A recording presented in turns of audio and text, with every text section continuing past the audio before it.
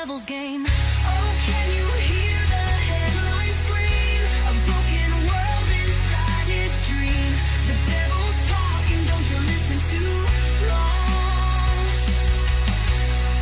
His words are poison, his voice is strong.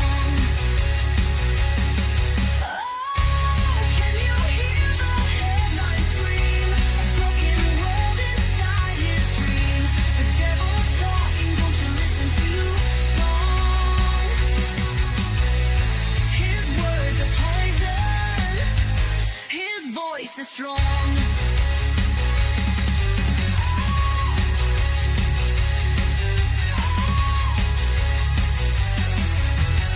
The papers fly like shadows in the night.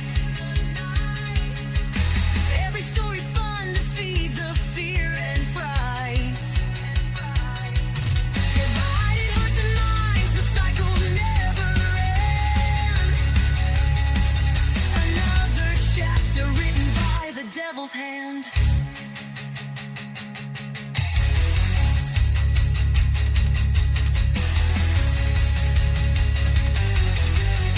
The microphone crackles, the audience is blind, dancing to the tune of a crooked design. Social threads unravel, the fabric starts to tear, but no one seems to notice, no one seems to care.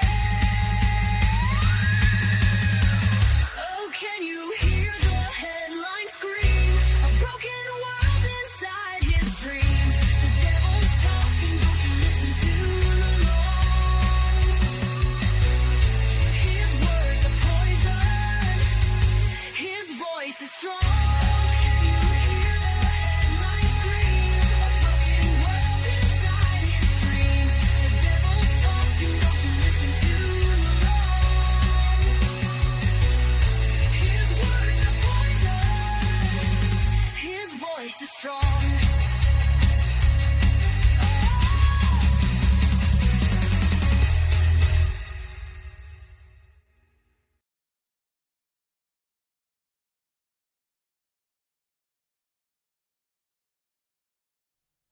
Hello there, ladies and gentlemen. Welcome back to the Devil's Latest Issue podcast. I'm your host, Mr. Vegas. I'm joined as always by my wonderful co-host, Mr. Fatman T. Good evening and salutations. Yes, we are also joined by our other regular recurring co-host. It's the blue one himself. It's Echo. Nice. Good evening, ladies and gentlemen. I hope you all enjoyed our new opening song. Yes. And we did not steal it from anybody this time round.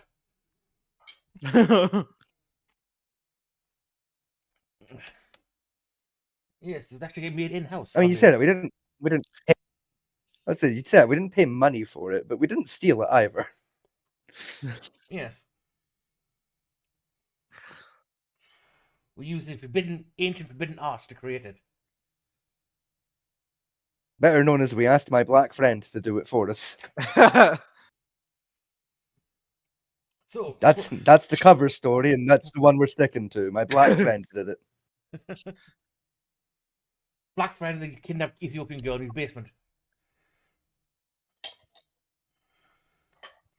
You know, I want to say she's actually Ugandan, but I'm not sure. That's worse. That's so much worse. It was either Ugandan or Jamaican, one of the two. I always get my countries confused. I always get my countries with A's involved confused. Like Anyway, you know how often I get Algeria and Angelina confused? Like Angelina ain't even been a country for like 160 years. Oh, so it's about apparently the Trump administration deported somebody to Yugoslavia. Yes, they did. Even though Yugoslavia doesn't exist. And this is the best part of 30 years. Yeah, God, I miss Yugoslavia. Gone but not forgotten, Yugoslavia. Anyway, You weren't even alive. Anyway, we'll quick run over the bits of news we might have, because we didn't miss Wednesday show, because we were just knackered. Yeah, I was we had a busy wondering. day on the first day. I actually got kind of concerned, like when y'all didn't show up for a bit. So I messaged both of you, like, and like, yo, you guys okay? Didn't never got a response. So it got Yeah, got we were concerned. we were already unconscious. I'm not gonna lie to you. Yeah. like we gave up like an hour before the show was meant to start. And I said like, oh yeah, I'll message Echo to let him know. And then by the time I got upstairs, I'd already forgot. So I just climbed into my bed and became a sentient suit. So, we're going to quick start up. The BBC's probably get sued for this as well. Uh-oh. The headline they put out: Hey. The King, the What a- PM, and the Epstein files. No, that's fair. Actually, I've been paying attention, and that is valid. That is a valid headline. They're not going to get sued for that one. That is perfectly fair as a headline. I've been paying attention recently. Yes.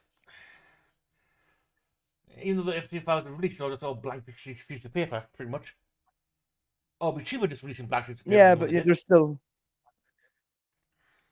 true, but there's still decent chunks of it that aren't are released that haven't been redacted as heavily and as like a lot of it basically boils down to it in the minute of like obviously like what's his dick from the royal family has been like accused Yeah, via the Epstein files.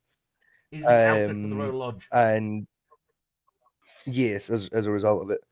And then there was a guy earlier this week that was appointed as a shadow minister, I think, or a member of the shadow cabinet, something like that in our government, who had like been named in, I think, the first wave of the Epstein files. And so like everyone basically kicked up a fuss, like, what the fuck are you doing, like promoting like this politician who's like A, in the Epstein files, B, refuses to comment on the fact he's in the Epstein files, and C, whenever he has commented on it, like basically confirms, yeah, I was there. Yeah. Oh. Like, why are you giving that guy a job? Excuse me? To which Keir Starmer has turned around and basically said, oh, I didn't know. To which everyone has said, bullshit. Yeah. Like, you really telling me you don't have a guy on hand to vet your hirings for you, to tell you this shit? Don't lie to us. Yes, you do.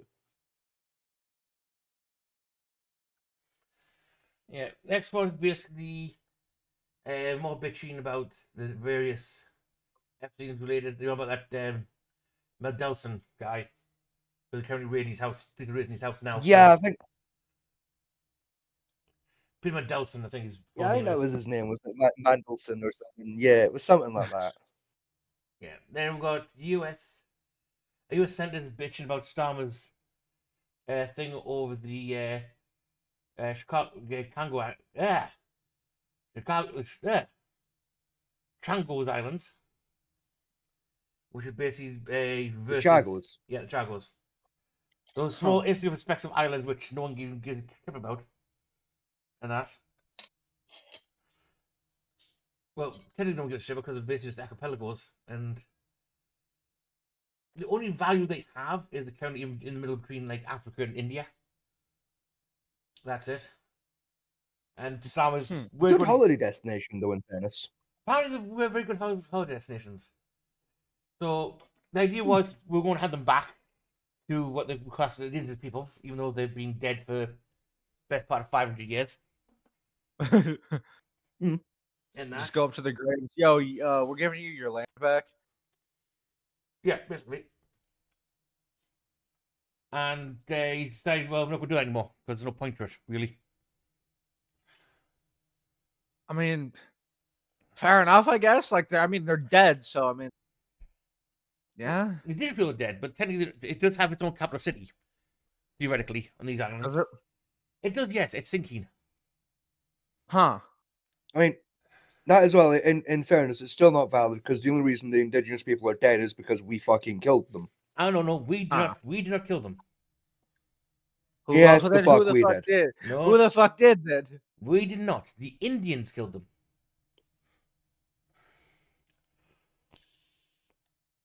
Gamer, you know as much as I do that that's fucking horseshit. That's what Like, textbooks. like the native people were still there when we acquired those islands, and then they stopped being there. We fucking killed them, not the Indians. Textbooks say the Indians got them. The fucking textbooks are full of horseshit, and you know that. Yes. Listen, it's the official cover story, right? Yeah. Also, the star Accords have now been scrapped by both Russia and America. Great. The what? Star Accords. It was basically a treaty written out in the 80s under the what's known as Cuban Missile Crisis back then. Yeah. And the idea was that 4 of them written in total was to reduce the total amount of nuclear warheads each country could have.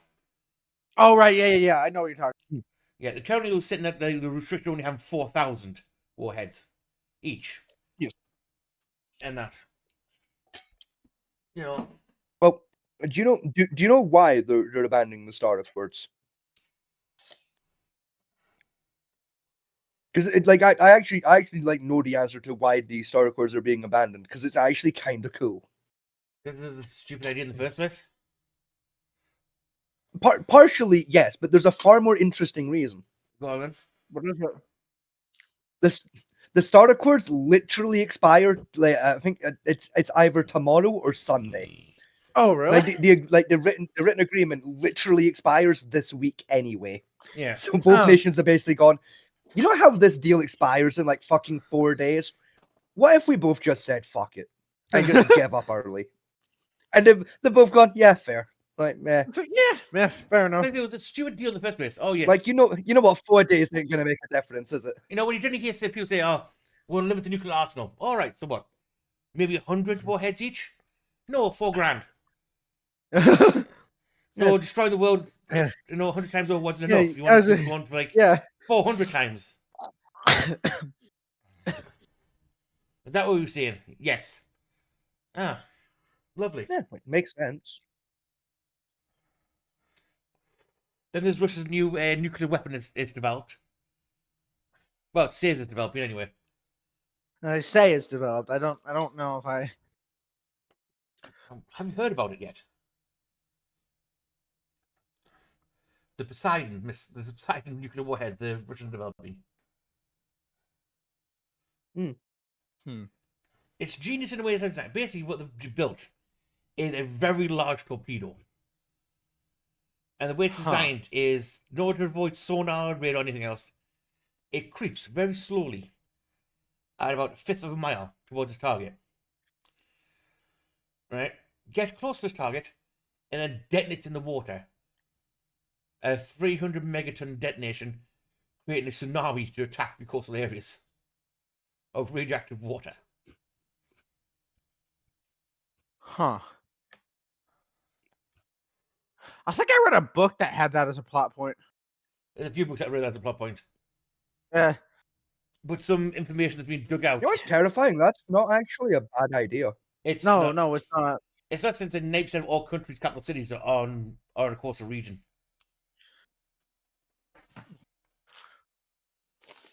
I just mean like in terms of like application wise, like that would work quite well. Better Yeah. than the earthquake nuke. It's a weirdly effective idea for a weapon. Yeah. It sounds fantastical, but I did the math myself later when I first heard it. And they're expecting like a tidal wave of like 1,500 meters high. So I did a quick maths on it. And in theory, 300 Sounds megaton- about right. Yeah. Sounds about right, actually. And that. You got up to with the cavity bubble it would create from the explosion would not support that. It's like, it would. Because when that thing collapses, that Russian water is going to come back somewhere. Yeah. Yeah. Like, yeah, I mean about 15. Yeah, sounds about right. About 1,500 meters at about what, 300 megatons, you said? 20 megatons, Yeah. double the strength of the largest nuke in the Right. world, the Tower Bomb. Yeah, so yeah, give or take 1,500 meters. Mm. Right. Hmm. Yeah. Maybe a bit more. I think my math was scruffy on it. I've got about 1,600. Yeah, like, like quick math on it is like about 15 to 18, so call it 16 and a half. Yeah, with average speed of about 130 miles per hour for a width of about 100 miles, give or take. Yeah. And that. Like, yeah, effective enough. Very effective. Yeah. I mean, makes land fucking basically uninhabitable for a lot longer because you've now basically like rather than like working like the way like nuclear radiation normally would of it's a dust that settles and then fucks off and is easy to clean. It's Yeah. It's a water source that's now like infected itself into the ground, which is a lot harder to deal with. So it's like that's gonna fuck that area up for a good like 100 years. True. Like that's But it's like it depends on the radiation. If they're using something like cesium or deuterium for it, right? That technically gives you alpha and Yes. beta radiation, Like, which is not really harmful to humans anyway. That much. yeah, it's kind of like it's kind of fight, just kind of fucks up your ability to farm there a bit. Yeah. Yeah. So cleanup isn't that bad because it doesn't penetrate. I mean, like seeing block alpha radiation with freaking a sheet of paper. Can you? Yeah. Yes. Yes. Oh. Neat. You know, and beta is can be blocked by your skin. You know, internally neat. it like being hit by a shotgun, like, but your skin can block most beta radiations quite easily. But like say it gets in the groundwater and you like first like several meters of soil is fucked. And that for growing crops. But again, it's not impossible to clean, shall we say. Yeah, it's just a lot more difficult than Yeah. like Yeah. traditional. It's a much nuclear bigger weapons would be pain. like, It's a much bigger pain in the penis. yeah, Oh, very much so. that's a kind of a it's a nice idea. I like it. It's a good idea.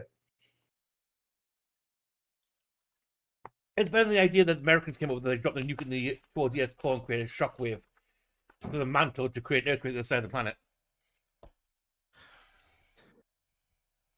I mean, it's more likely to work than the fucking shockwave, like for the core of the Earth idea. Like, I think the Russian side, and if they built it theoretically, I'm not saying they have, and no one knows the footage if they have or not. It's just a lot of conjecture at the moment from like some leaked reports.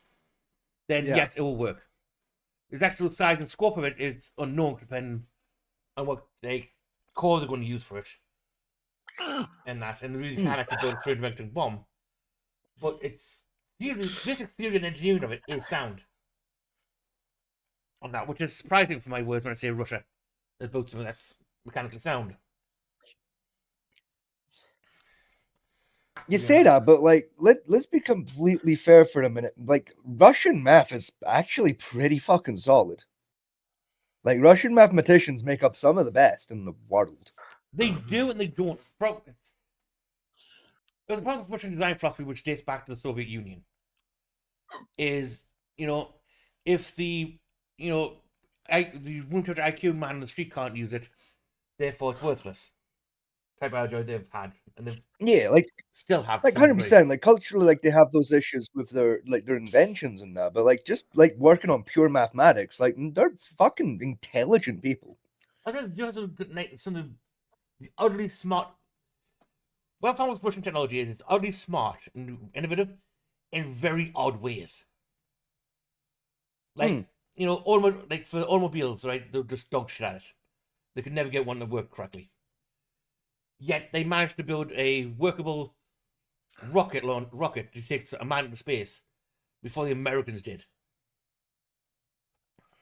Oh yeah, because one is because it's the kind of thing of like yeah, it's why it's like my argument of like fucking like the Russians are just better at math. It's like 100% you're right when it comes to like consumer products like cars and shit. Like they are like worse at that because it's like you said, it's kind of like if the average Joe can't use it, it's shit. When it comes to things like rockets and fucking missiles and like weapons of mass destruction, stuff like that, where it's like the average fucking dickhead's not allowed to use it anyway. Yeah. That kind of logic flies out the fucking window with Russia because it's like, well, we're not going to let Dave touch it. so it doesn't matter if Dave knows how to touch it. Like, let's make it fucking so that the guys who are gonna touch it know how it works, and most of them are fucking physicists, so they know anyway. It's fine. They're two of my favorite rifles You in know, the world. like, They're the AK-47 and the SVD. Right? Yeah. Two beautiful rifles, functional and very well built, and last and work. Right? Then Yeah. you go to Russian tanks, and you go, "What the hell happened?" You know, like, why did you put the ammunition there? For God's sakes! to be fair, like, while people clown on fucking like Russian tanks, like the ammunition placement, and don't get me wrong, I agree, it is a silly place to put the ammo. Like, I understand the logic that went behind some of those designs, like, especially like the logic of, like, oh, we'll put the ammo like around the neck ring, like, of the turret. Okay, So it's maybe like, okay. from I a can, I tank can, design point of view. Yeah, I do agree it's a stupid place to put it. Of like, yeah, like there's very little armor there, it's easy to hit that. Like, yeah, fair. Stupid idea. But if you think of it from the logic of, well, what if the tank just doesn't get hit though? Yeah. Like eliminate the armor from the problem, you know, and we just go with the idea of, fuck it, these tanks are so fragile, if it gets hit in general, it's dead. You know, like, you then have the logic of, well, the best way to make this tank work is to fire more rounds. The best way to fire more rounds is to make the reload faster. The best way to make the reload faster is to make the ammo as close to the gun as possible. So it's like, there is a logic there, and you can follow that logic and go, okay, I see why they did this way. It just kind of came from a misunderstanding of how tank design would, should, and was going to work. Yeah, tanks are essentially long. You know, they kind of. Go on, I'll let you finish. Sorry, on you go. I said, yeah, tanks are No, I designed. was just gonna say, sorry, sorry. The lag is killing me. My ping is being such a whore. Anyway, I'll try again. Tank design, where went forward, originally was the idea is a chunk of metal to keep your troops safe behind of, while giving them something to fire at. Tank design these days is basically a sniper rifle for artillery, essentially. Effectively, yes. Right? Hence why most tanks nowadays are called self-propelled guns rather than tanks. The problem with the Russian tank Yes. design was they tried to say, well, we're going to eliminate some crew members out of the tank, and that by just like replacing it with an autoloader. yeah. Right? And but Yes. again, well, the best way to make the autoloader is use a carousel autoloader. Even though the autoloader's out designed out that way, right? And they well, no, because the shells will be too small for what we want them to do. But probably the shells anyway in the carousel are already too small for what we want to do. You know, I would have went if I was going to do it. I would have went for a magazine fed type one, which is what someone did come out with, and basically just switch out the ammunition from the HE round, which the Russians love to use, to like the rocket propel saber rounds that they were developing, which would have made a lot more sense because then it gives you smaller ammunition, a more stable reloader without getting any weaknesses, and still use that hit in order to punch through armor. Yeah. Yeah. You know, but again, it's one of those weird design choices they went for, and it's kind of like permeated most of their military tech ever since. Yeah. You know, but like, to be fair though, you can say the same about any fucking nation when it comes to their, like, specifically tanks. You know, like every nation has because every tank has at least one fucking flaw to its design that can be exploited in combat. Oh, Every yeah. nation has a specific like tank design that they kind of use as the basis for their later designs that all end up with the same fucking flaws. well, yeah, You know, with the Russians, it's the carousel problem. With the Germans, you had the rear armor fucking issue of front armor on the Panzer. Oh no, nothing was getting through that. Get behind the fucking Panzer, however. yeah, you do the Paper mache. That's what you're dealing with. Yeah. You know, like fucking, like no armor, you know, was the problem there because they ran out of budget, apparently. I mean, you know, like with, Americans with the British, we built a tank. That was the problem. yeah, yeah. Matilda was not Don't get me wrong, I love Matilda, but fuck me, is it shit? To be fair, aren't most like tank armor like isn't most tank armor weaker in the rear? No. Yes, but like compared to the Panzer, no. Apparently you could punch through the handgun. Oh, Yes, Or the tank. like it went from like impenetrable to handgun. Or the very famous one they did, the Tiger TT7, where they just forgo armor entirely on the top and rear of the tank. Yes, And it's meant for a big gun. And the reason they did it for is Oh, because but, like, they found out it's when they what- fired it, it liquefied the people inside the tank, so they didn't recoil the noise. oh, yeah, but it's what bugs me sometimes, like with the tank conversation, like when people like clown on the Russian tanks, like, oh, they fucking you hit it in the neck, man. And it's like, yeah, you can say the same about every fucking tank ever, though. Every tank ever has that one spot. You hit it there, it's dead. Like that's fucking engineering, right? True. Like, I mean, true. Right? But they say the base of if they were going like Russian tank, they say Japan's tanks are just too small, but Japanese tanks are highly technical marvels on how they use it. You know, Yes. full-on blade of peel plating. Everything about it sounds almost perfect, including all the technology inside for scanning, tracking, and stuff like that. Then you get to the point where it's like, okay, then its major flaw is the fact of, well, it uses BB rounds for ammunition. you know, I argue the Japanese tanks have an even bigger flaw, and that's the fact that it's so fucking over designed that if you sneeze on it wrong, it fucking breaks down. Yeah, I mean, yeah. Also like fucking most Japanese tanks, at least World War II era, you could just kind of machine. Like there was at least one spot where you could just kind of machine gun it to death. that's what See, I'm but saying, again, literally every tank has that, though. Every tank has that, Echo. Every single tank has a spot in its armor where you can go through it with a fucking machine gun. In fact, the Soviets had Okay, fair enough. the Soviets developed actually a gun called the Door Knocker. It was a 17mm handgun with single shot, and they developed an entire unit of basically roided out idiots, which the whole point was to walk towards the tanks, walk right to them, point the gun straight at the driver's cabin, and fire, Huh. Yeah. and punch right through the hatch armor. It was designed as a psychological warfare technique, and it was very effective, to be honest.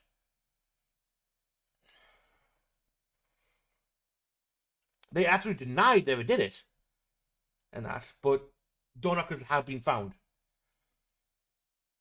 Yeah.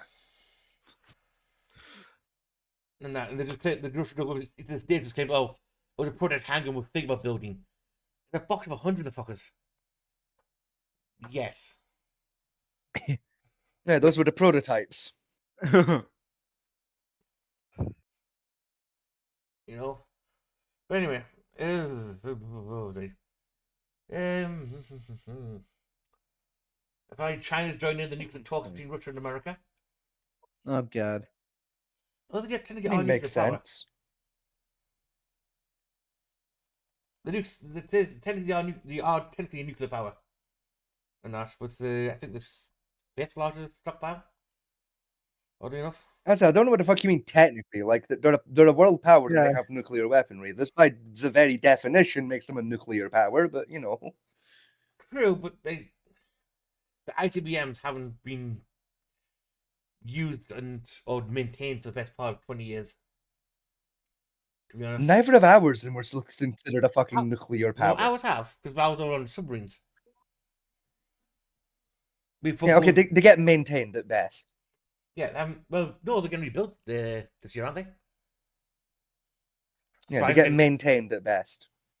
Trying to get an overhaul this year, I think. So they're going to rebuild all the missiles. Yeah, no, like kind of yes, but also no. They're not rebuilding the missiles. They're swapping out some of the missile components, but they're not rebuilding the missiles. The current retrofit specs for Trident is they're swapping out the guidance chips on the missiles. They're upgrading the sonar and lidar, and I think one of the submarines in the Trident program is getting I think it's an engine respec. I think they're doing, if I remember rightly, they're respecing the engines in one of them because there's some new experimental fucking engine they want to play with that they're going to put into one of the Tridents to see if it works. Huh. Is that the Caterpillar engine of it? Because I remember a report that they found the so-called Red October with the Caterpillar drive. Apparently, they found actually finding No, engineer it. The Caterpillar. It's not drive? that one. No, it's we don't have time to get into the fucking Caterpillar drive. Like, fuck both of y'all. I'll play my fucking game for this episode. Fuck the Caterpillar drive, but fucking, Alright. it's not that one. No, it's some kind of fucking. To my understanding, it's some engine some fucking Oxford dickhead has designed and has convinced the military might work. So they're having a go. Fair enough. Again, to my understanding, it's essentially like the same engine as before, but some of the fucking pistons are in slightly like 8 millimeters difference of a location, and it's going to be 300% more effective or some bollocks that they say at Harvard. Right. Oh, okay. You know what fucking engineering students are fucking like. Yeah. That's there. Last few bits of news. Then we move on. They're now doing audit on all the small boats that have come over, and how people have died, and apparently our government's now decided just to destroy the engines of any boats that have come together and coming over. Man was found guilty of murdering a 9-year-old. Yay! Yep. I mean, at least he was found guilty, I suppose. Yeah. Yeah. And Palestine Action Group have been found not guilty of aggravated burglary. Don't know what for. Huh. Hang on, aggravated burglary? Yes. That's a thing? Yes, it is. Wait, hold on. How the Yeah, fuck is that? I've been aggravated before. I'd go as far as say I've even been as far as to say I've been well and truly fucking agitated before. I can't say I've ever been so irritated at somebody that I've gone, I'm going to burgle his house out of spite. Essentially, that's what it is. Aggravated burglary is one of those things where you go into a place not just to rob it, but also to destroy property at the same time. Huh. So I can't say I've ever been so aggravated that I've wanted to rob someone over it. Like, that's a new one to me, but fair enough. It's based on I think it was a 1902 law, and that Sounds about right. Like, Yeah. and Like I've heard of aggravated robbery before, but like I haven't. it's just any burglary we take in weaponry for the purpose of robbing or destroying product stuff. Anyway.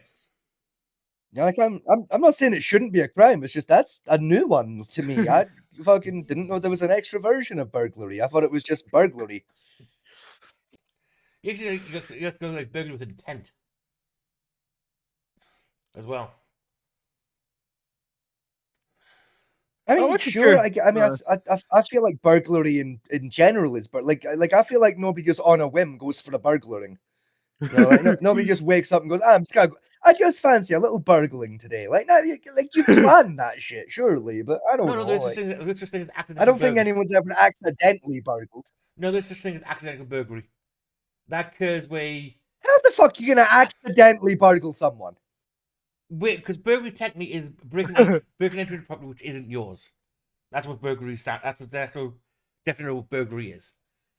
There have been cases where people have been plastered, things have been to their home, broke in because they can't get the door working, and that's been classified as accidental burglary.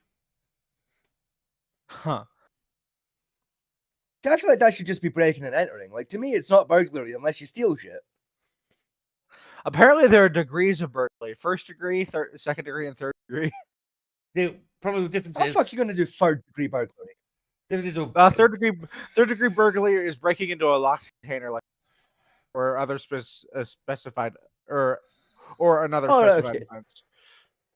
A second degree is entering a structure with intent to commit a crime, and first degree is when you're armed or you cause injury. Yeah. Now, breaking Yeah, entry, okay, fair breaking enough, I entering, guess. right, is you break into premises without the intent of steal or remove objects. As a clear contradiction of entering product, Yeah, so that way. Yeah. Yeah, exactly. It's like that's like accidental burglary then. That's just breaking and entering. You broke in, you entered. You weren't planning to steal anything because you didn't Yes, realize but breaking like it entry- wasn't your shit. Problems with breaking entry generally refers to commercial places, where burglary is generally only dwellings. Like yeah, that's what to say, like residential. See, that's just fucking stupid. What you get for like commercial buildings is you get breaking entry and robbery. Is generally the charges. See, that's just fucking stupid. Like if I break into a shop and steal some shit, that should be burglary. I've burgled the that- shop. Yeah, that's a burgle. Mm. That- Yeah, actually, hold on. that's Why is burgling. it? I just now like thought like why? Yeah, that's actually a good quote. Why is there two different fucking Because charges for that? burglary, Yeah, because burglary Like it's the specifically- same damn crime. Yeah. Because again, it's where the law's written up. Because like, say America takes a lot of their laws from like our old ones from the Victorian period, and back then they made a distinction between what commercial products are and what personal products are. And burglary refers to breaking into a personal dwelling and removing personal property, whereas robbery was robbing more of the commercial products. Huh. That's I what you go swear, through. but it's like I was saying last week. There's so many fucking laws that are just redundant, and we need to get the fuck rid of and streamline the process. That's why it's Yeah. what's weird about it is, let's say you see we're going to shop and hold up the cashier. That's a robbery, right? Yes. And if you then Yeah. turn around and then take the money off the guy behind you in the line, that's a mugging. And you get charged for both separately. Huh. That's just fucking stupid. It's really weird with the definition of law. Let's say the law got very complicated around the 18th century, which I think was just made complicated. And it doesn't. It shouldn't be. I think it was mainly done to like, make the idea that lawyers were important. A lot of them. I Like, think it was just. You I can still think have that- lawyers be important and not have the law be stupid. I think it was just so they could tack on more charges to people.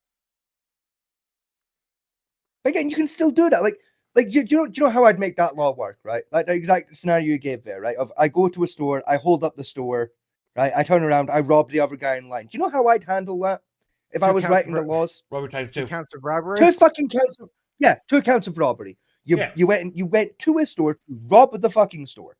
That would be that's the distinction I would make there, right? It would be burglary is you break into somewhere, you break into a building, right?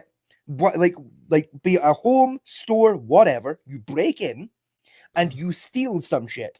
That's burglary. You enter a building, right?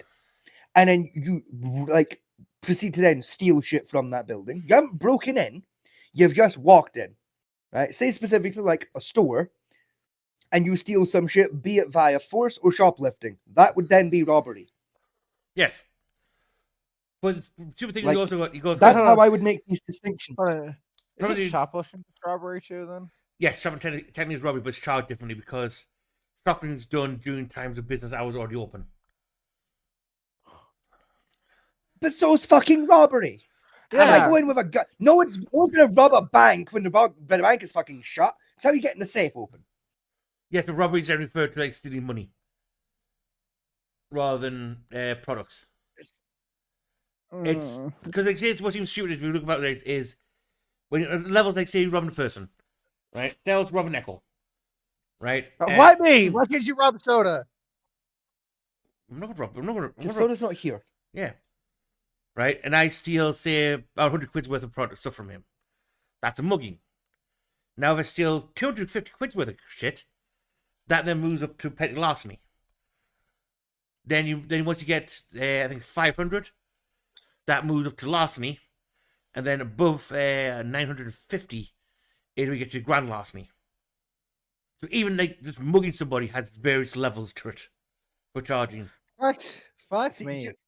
And it's so stupid. Do you know what Yeah, I'd it do, is. right? Do you know what I would genuinely do, right? If I was like making the laws today, right? I'd just put it in the law. Stealing shit is illegal. Don't take shit what don't fucking belong to you. If you do, you go to jail. Job done. Yeah. Job done. Right? Fuck your larceny. Fuck your robbery. Fuck all your stupid words. It's stealing. If you steal it, you go to fucking jail. Don't take shit that ain't yours. I mean, Job done. I agree with the Boondock Saints approach. Do not kill, do not rape, do not steal. That covers everything, really. Honestly, yeah. Yeah, like Yeah, that's the law. that like, does. don't steal shit. Don't kill people. Don't rape people. Done. You know, because it's easy. Don't pay taxes. You steal from the government. Don't steal. Yeah, fuck You the know? Ten No, Commandments. We just no, need the no, three. no. Let's not get this twisted, right? Fucking now, here, my gamer, right? What? Not paying your taxes isn't theft. Paying taxes do is not theft. rape, do not kill, do not Taxation is steal. theft. That covers everything. About everything.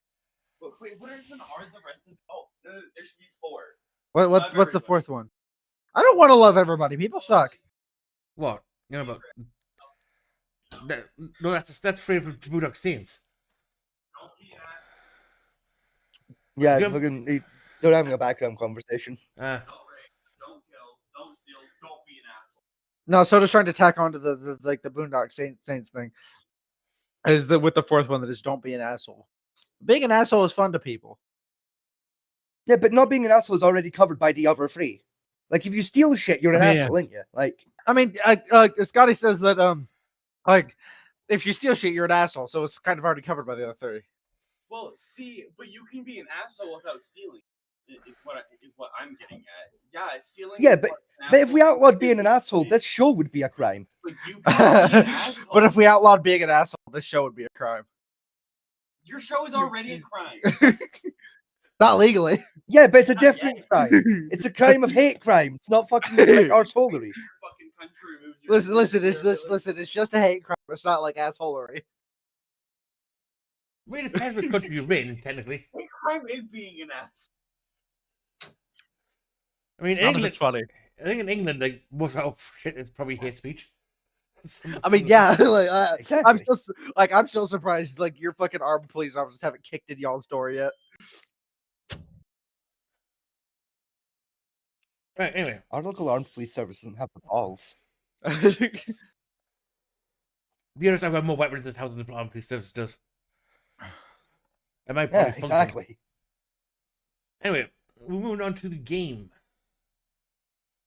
Yes, the game. You guys just lost the The game. game, which reminds. I was gonna say, viewers at home, you've all just lost the game. Baha. But I beat you to it. Get fucked. Now, yes, you did. Congratulations.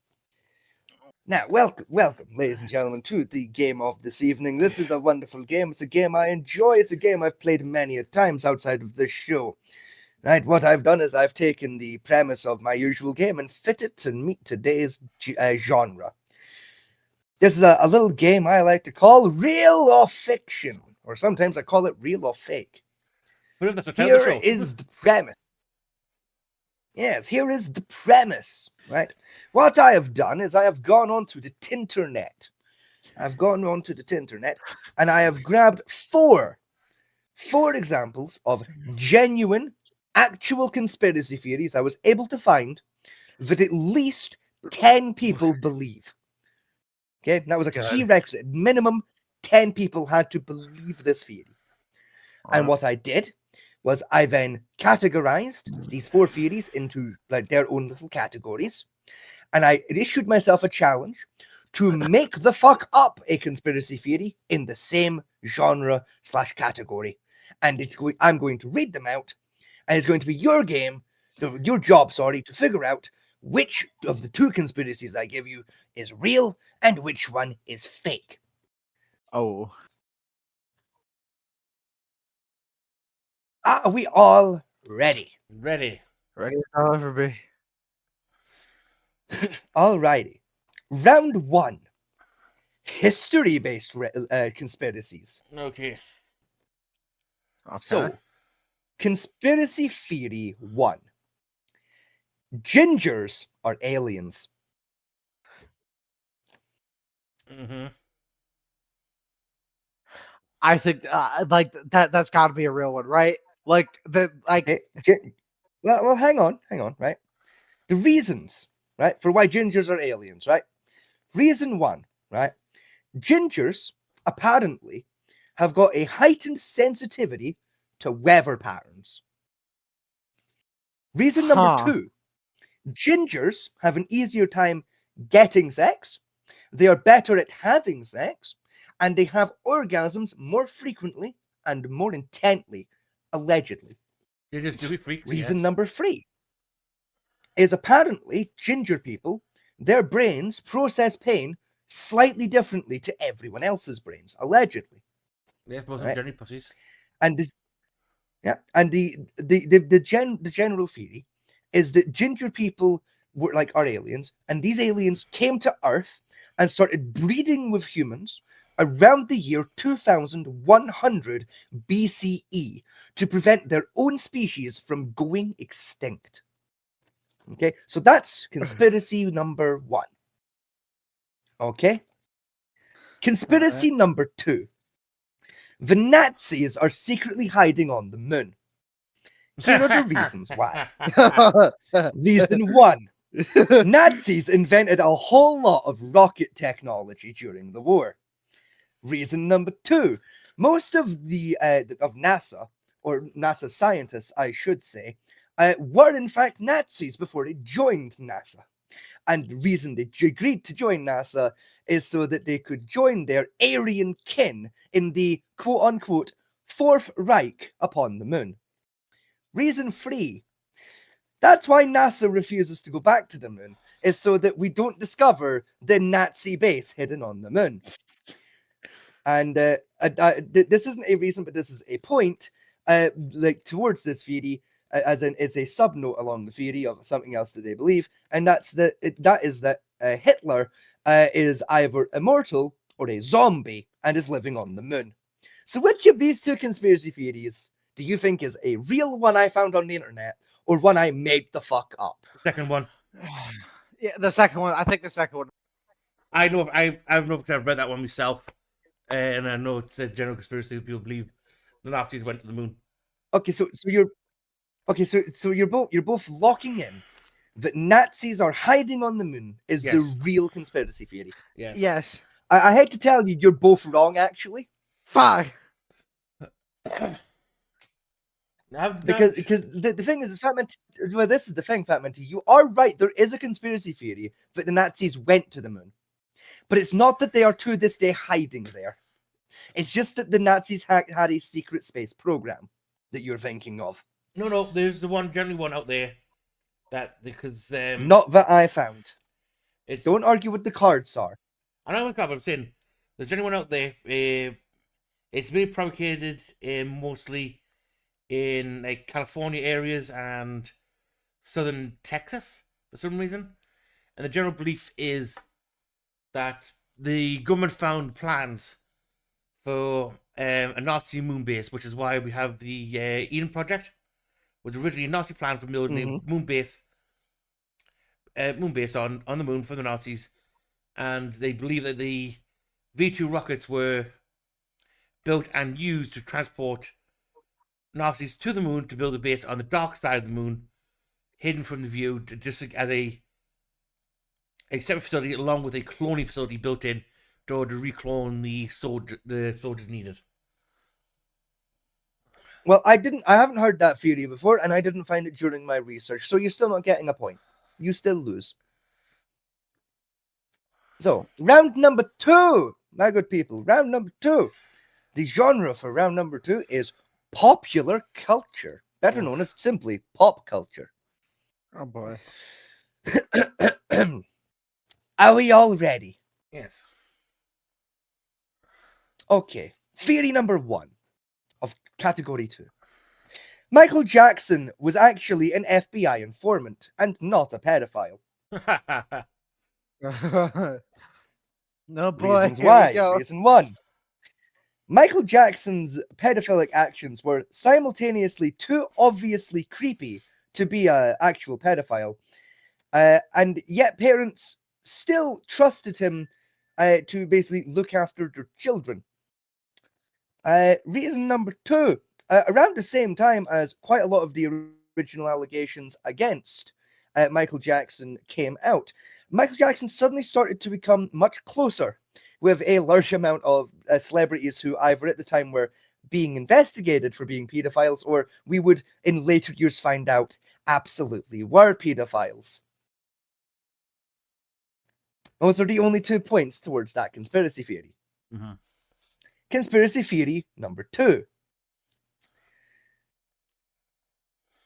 The sorry, I'm trying to read my own fucking handwriting and I'm struggling.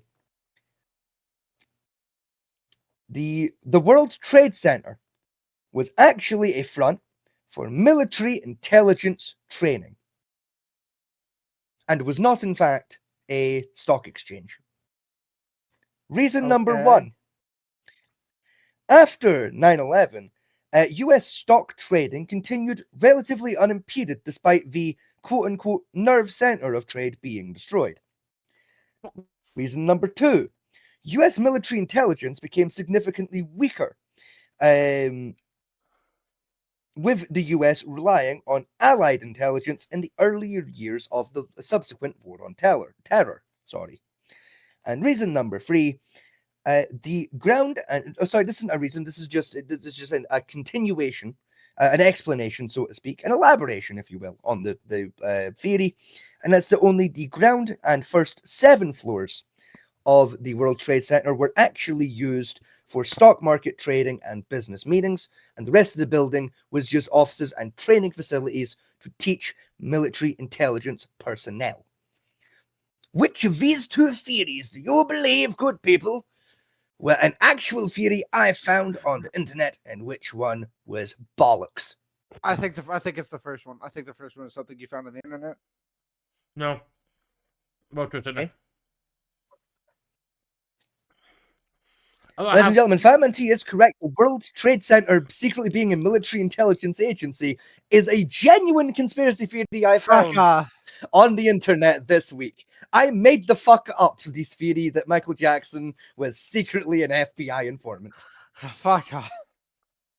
The one by Michael Jackson was CIA, not FBI. Honestly, didn't know there was a conspiracy theory about that. I genuinely just made it the fuck up because I heard in passing that Michael Jackson is allegedly named in one of the Epstein files. I went, fuck it, wouldn't that be a coinky dink? So that is a singular point too, Mr. Fatman T. Round number Before we move 3. around, I'll give you an explanation why I know about the second one. Is that during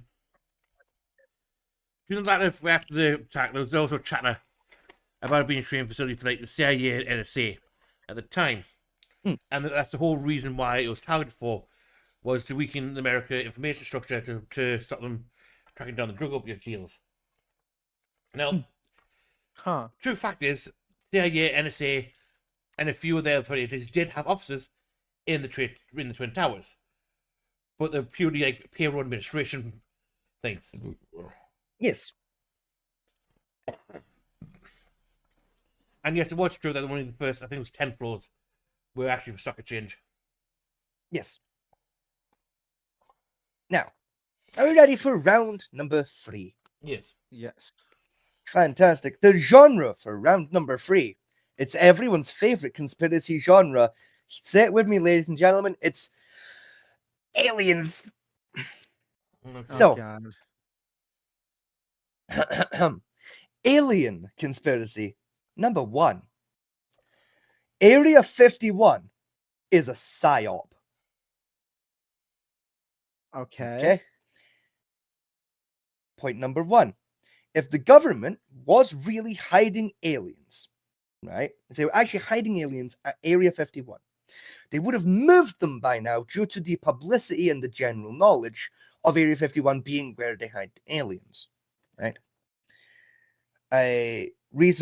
Point number 2, or like an explanation. The government basically fly experimental aircraft in the area to falsify UFO sightings so that you think the Area 51 is exactly where they're hiding the aliens. That way, no one actually starts looking at and investigating the places, they really are hiding the aliens because no one bothers because they think they already know. Okay, so that's conspiracy theory number 1. Okay, conspiracy theory number 2. Kindly buckle your seatbelts. Okay, kindly buckle your seatbelts because this theory doesn't come with bullet points, it comes with a paragraph. Oh, boy. And also, it's fucking batshit. So buckle your seatbelts.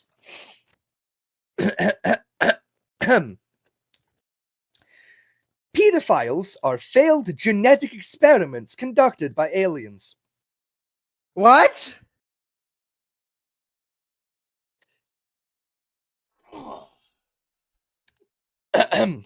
Basically, because most of the modern day pedophile that is caught are either victims of pedophilia themselves during earlier years of childhood, and that's where they gain their pedophilic desires from, or in many cases they are genetically related to pedophiles. What Give me a sec. this theory states is, and he's fucking disconnected from the call with nothing but the word "hang on." Alright. You fucking back. will be. Okay, now I have to figure out where the fuck I was in my paragraph, you fuckhead. Reading into the connection. You're right, yeah. Right, but due to having blood relations to two pedophiles, the theory states that this is evidence that what is happening is aliens are abducting new parents and or victims of child molestation in order to conduct experiments on them to make the human race turn gay and thus go extinct so they can claim our planet for themselves. However, because they haven't fully basically unlocked how the human brain works, much like we haven't, nor do they fully understand how our DNA works, this has led to them essentially doing their maths ass backwards and upside down, and instead of making us gay, is accidentally making pedophiles at the genetic level. So which of these two theories do you guys think I found on the internet, and which one do you think I made the fuck up? First one. I think the second one is real. I feel like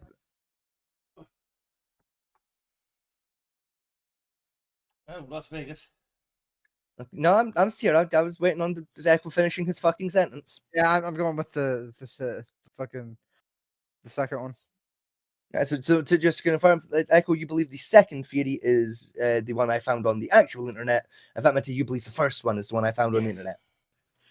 Yes, wonderful, wonderful. Fatman T wins again God damn because it! I made the fuck up the pedophilic alien conspiracy. Area 51 being a government psyop is a genuine conspiracy theory I found on the internet. And it's also one that I genuinely Right. believe in real life and have done for several years Yeah, I'm just because fucking. it just makes sense. We're discussing fucking the game is Scotty gives us two conspiracy theories. One is real, one is fake, and I haven't gotten a single one right. I mean, in all fairness, Like because they all sound like something like somebody would believe. can't help it that sounds fake because all of them sound fake. Other than the MLK and JFK stuff. That's What? I don't know. Hold on, I don't know about that. What? The FBI killed Martin Luther King, and it was confirmed by the US government. entirely true that the government had a hand in the assassination of both MLK and JFK. Huh? Yes. Specifically MLK, like Yeah, and especially both are the true. fact- There's a the reason argument why for them to. Quickly. it was said they Not shot individually, but across the street, but at that time there was a tree in the way. Didn't they cut down the tree in the middle of the night? Cut down the day after he was assassinated and used it as evidence. As look, it's free, it's open, and it was the government that took it down For because there was a JFK, literally tore it down overnight. Huh? for JFK was that it was confirmed that he had ties to mobsters and stuff, and they had a hand in trying to change U.S. policy. So hence why he was removed. And for MLK, it was to create a race divide between the blacks so they couldn't gain any more power than they already did. Fair. U.S. politics, ladies and gentlemen. Instead of impeaching the government guy with connections to organized crime, we'll just shoot him dead. Yeah, that makes sense. Yeah, 'cause the idea was that if he was assassinated, then his ties to the mob wouldn't be made known. Therefore, keep the intent of the White House sort of like secured and clean. Whereas if they just impeached him, they had to give a reason why he'd been impeached. And therefore proving Yeah. that mobsters had connection to the White House and how easy it was for them to do so. Yeah, because that worked swimmingly well for the next fucking 75 goddamn years. Because the mob definitely never again took over the White House ever. Sure. And the connection between the mobster and JFK was Marilyn Monroe. Yeah. Anyway, round number 4, the fourth and final round of my little game. Okay. The genre for this particular round, drug-based conspiracy theories. Okay. Oh boy. So, are we ready? Yes. Not really, but sure. Okay. Theory number 1, relating to drugs. Intelligence evolves due to drug use, which is why psychedelic drugs are illegal. Okay? Point 1. The only reason humans evolved to have intelligence in the first place is because our ancient ancestors ate a shit ton of psychedelic mushrooms. Reason number 2. Whenever great inventions or advancements in science have happened throughout human history, a new drug either hits the market around the same, pretty much around the same time, or very recently prior had hit the market for civilian use. And reason number 3, or point number 3, I should say, is that this is why aliens don't exist and why there is no other intelligent life to the same level as human beings living on Earth, is because other animals have not yet figured out to consume the magic mushrooms and thus have not evolved to have intelligence via drug-induced psychosis. Theory number 2. Magic mushrooms work by quite literally rewriting your DNA in your brain. Okay? The psychedelic experience one gets from consuming magic mushrooms is different for every single people due to the fact that every single person's genetic makeup is slightly different. Right? And basically, the psychedelic state that you experience is your brain's reaction to its own DNA being rewritten. Due to this, magic mushrooms can in fact cure any and all diseases, and that is why they are heavily restricted, because the government doesn't want you to know that magic mushrooms can cure ass cancer. And number 2. Specifically, apparently. Number 2. I've heard that one. I've seen that one written out in the internet before. I'm working towards Fatman Yeah, T-shirt Neko? and go with number 2.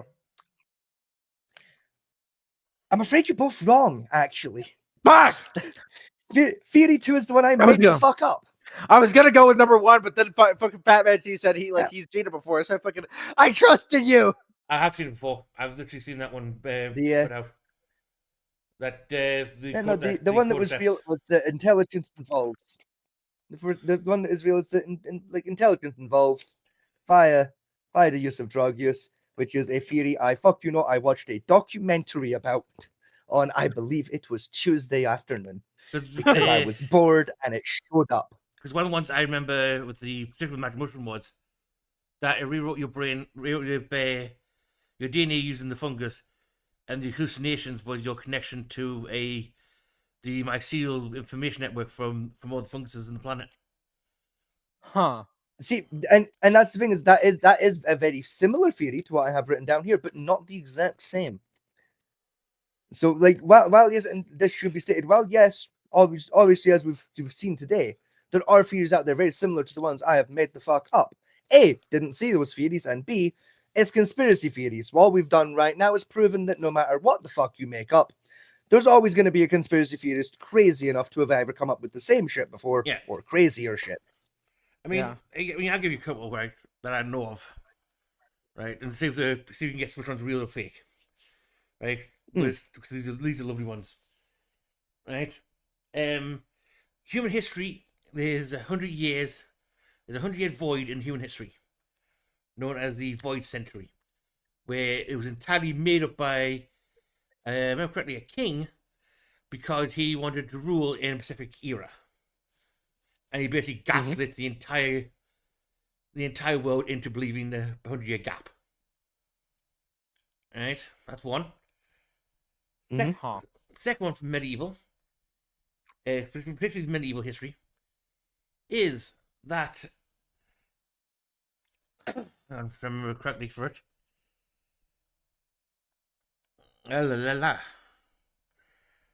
fuck it, my brain's gone. That was it. Is that the dragons were hidden away, particularly the bones of the dragons that were killed, were hidden away as to use as medicine in order to keep the royal family lineage of the individual countries to be immortal and pure-blooded. Okay, so first off, you're cheating because both are real fucking conspiracy theories. Two, it's the first one. I literally watched a documentary on that yesterday. I didn't make the second one up because I have no idea about that one. First one is true, yeah, the Void Century. Yeah, no, like the second one, yeah, that's been a conspiracy theory for a while now. Is that the reason we can't find dragon bones is because the dragons, like the bones of the dragons, were used for medicine, and we basically ran out of dragons because we made them all go extinct to make them into medicine. Yes. Again, That's Victorians a got, genuine theory I've heard. I thought Victorians getting hungry. You know? You know, you would think that upsettingly no. Yeah. For some reason, the Druids get blamed for the dragons going extinct in that theory, and I don't know why. Because Druids and dragons have an adversarial relationship in most of the mythologies. Still, but it's like to believe that theory, you have to believe that Druids were powerful enough to make dragons go fucking extinct, but couldn't defend themselves against a bunch of Romans with pokey sticks. Yeah. Like, fucking pick a lane. Are Druids strong enough to kill dragons or not? Because it can't be strong enough to kill dragons and lose to Rome. It's A or B. Oh yeah, I mean, I guess I still love some of my favorite one. My recent favorite one is the ancient Egyptian nuclear power plant. Oh, fuck off. Yeah, I that one fucking- just does my fucking tits in, honestly. Yeah. Didn't Scotty do a rant? Have a rant about that one a couple episodes ago? No, I had a rant about the Baghdad battery, if I remember rightly. Yeah, Baghdad battery.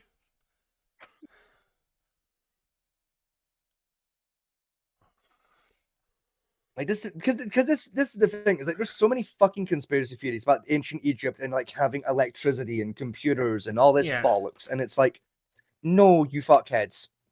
Like, no, they fucking didn't. It's like, oh look, this painting in ancient Egypt. It's a diagram for a battery. Oh, and it's like, whoa, look, this graffiti in Cornwall. Look at it. It looks like the blueprints to build a fucking Ford F-150. Clearly, the people of Cornwall invented the Ford F-150. No, a drunk man got bored and found spray paint. I mean, one thing I do generally love with ancient Egypt and that is like ancient Egypt is ancient Egypt even to the ancient Egyptians. So by the time you get to the point of like the Great Pyramids of Giza and the Sphinx, right? That was like 2000 BC, and Yes. they were built. By the time you get to 1000 BC, you've got Romans graffitiing the fuckers. Yeah. Like, 'cause it's the thing of like ancient Egypt as we know it, like existed for such a long time as like a like ongoing kingdom. Yeah, It you understand that like with ancient Egypt, right? Is it such a massive fucking like span of history right? That because again, it was like it's one of the very few examples in human history of a kingdom going for that long Oh yeah. without any major shakeups in how it worked. It was always like the pharaoh system, right? So How long? How he- long did like that like society exist for? 6,000. okay, let me let me put it to you this way, because we can give you numbers, or I can put this to you in a way that's gonna make you go, "What the Jesus God?" Right? Yeah. Cleopatra, right? Pharaoh of Egypt, was alive closer to the first man to land on the fucking moon than she was the building of the Great Pyramids of Giza. What? Yeah. There is genuinely a smaller number of years between like Pharaoh Cleopatra and man going to the moon than there is between Cleopatra and the pyramids of Giza being built. You're fucking with me. I am not fucking with you. You've got That's how long ancient Egypt existed for. Jesus Christ. To make that even scarier for you, Cleopatra was not the last pharaoh. There were a few more after her ass. Oh. She was just the last famous one. I mean, yeah, I mean, they've got graffiti on the pyramids of Giza and the Sphinx from the time of Cleopatra that predate 500 years. Yes. And that. Huh. Like the ancient Egypt to us was already ancient Egypt to the Egyptians. Yeah. Jesus. Like, that's how old the pyramids of Giza are. Those have been there for that fucking long that pretty much every like Egyptian pharaoh you've ever heard of looked at those buildings and went, "Fuck me, that old." The same way we do. Yeah, Tutankhamun looked at those fucking pyramids and went, "Fuck, they've been there a while." I wonder if like as like the years went on, they like started to forget how they built those. So like at one point, a pharaoh just kind of like looks at the pyramids. Well, like, no. how the fuck do we build those again? No, that's one thing that gets filthy about like pyramid building. Is they say we forgot how to build them. We didn't. It wasn't worth the effort of building them because like belief systems start changing, and then the Egyptians still practice mummification. They just did it in what's called underground tombing. Instead of building Yes. elaborate structures above ground, they built underground structures instead because it was fucking easier. Fair enough. And even then, there's pyramids in Egypt like today that were built around the time Cleopatra was alive. Cleopatra just didn't have one herself because they weren't like major fashion at the time. Like there was still like some old families that would do them. They're like, oh well, rich families, but they Yeah. weren't the common practice. I mean, So like we do have evidence to say that like there were still pyramid builders around. There just wasn't a lot left by the time Cleopatra was in power. I mean, Echo, I'll give you a hint, right? How old Egypt is as the concept of a nation. Egypt has gone through all stages of civilized man. Yes. Oh. That should give you a hint about how old the damn thing is. Huh. Yes. Like ancient Egypt has existed from like roughly during the Stone Age, right up till today. In like Egypt is still a country and still about the same fucking size. Jesus. Yeah, no worries. Like it's like Egypt as a country and also just Egyptology as a science is genuinely fascinating as a result, because like it's one of those things like as a culture, like both in terms of like how they are today, but also like all the historical artifact that we have. It's one of it's like a living time capsule in a way. It's like the longest like unbroken chain we have of a society's history. Because there's fucking countless artifacts like for Egypt. There's like the Egyptians were one of the earliest civilizations to invent writing, one of the first civilizations to invent paper. Well, I mean, it's not technically paper, but it was a very close proximity to It paper. was what Like- did they use again? What was it? I think it's called papyrus yeah, I think it's papyrus paper is what it's called today. It's basically Right. reeds fucking weaved together to make effectively paper with extra steps. Like they're like like again, like because of that, like they invented record keeping before a lot of other like civilizations around the world did. You know, and like began keeping record very, very early into their existence. You know, like as like and like by keeping record, I don't mean like how a lot of ancient civilizations did, like ancient cavemen kept record via cave paintings, where there's a lot of interpretation to do. It's like no, ancient Egypt was writing shit down in a structured language, while Europeans were still making vague fucking antler shapes on walls with rock salt. Oh, Like the fact that like human history went the way it did with with Egypt going from like the first cunts to invent a lot of shit to country that you pretty much don't hear about anymore, apart from like when the Middle East gets a bit tipsy. Hmm. Like realistically, Egypt should have conquered the fucking globe.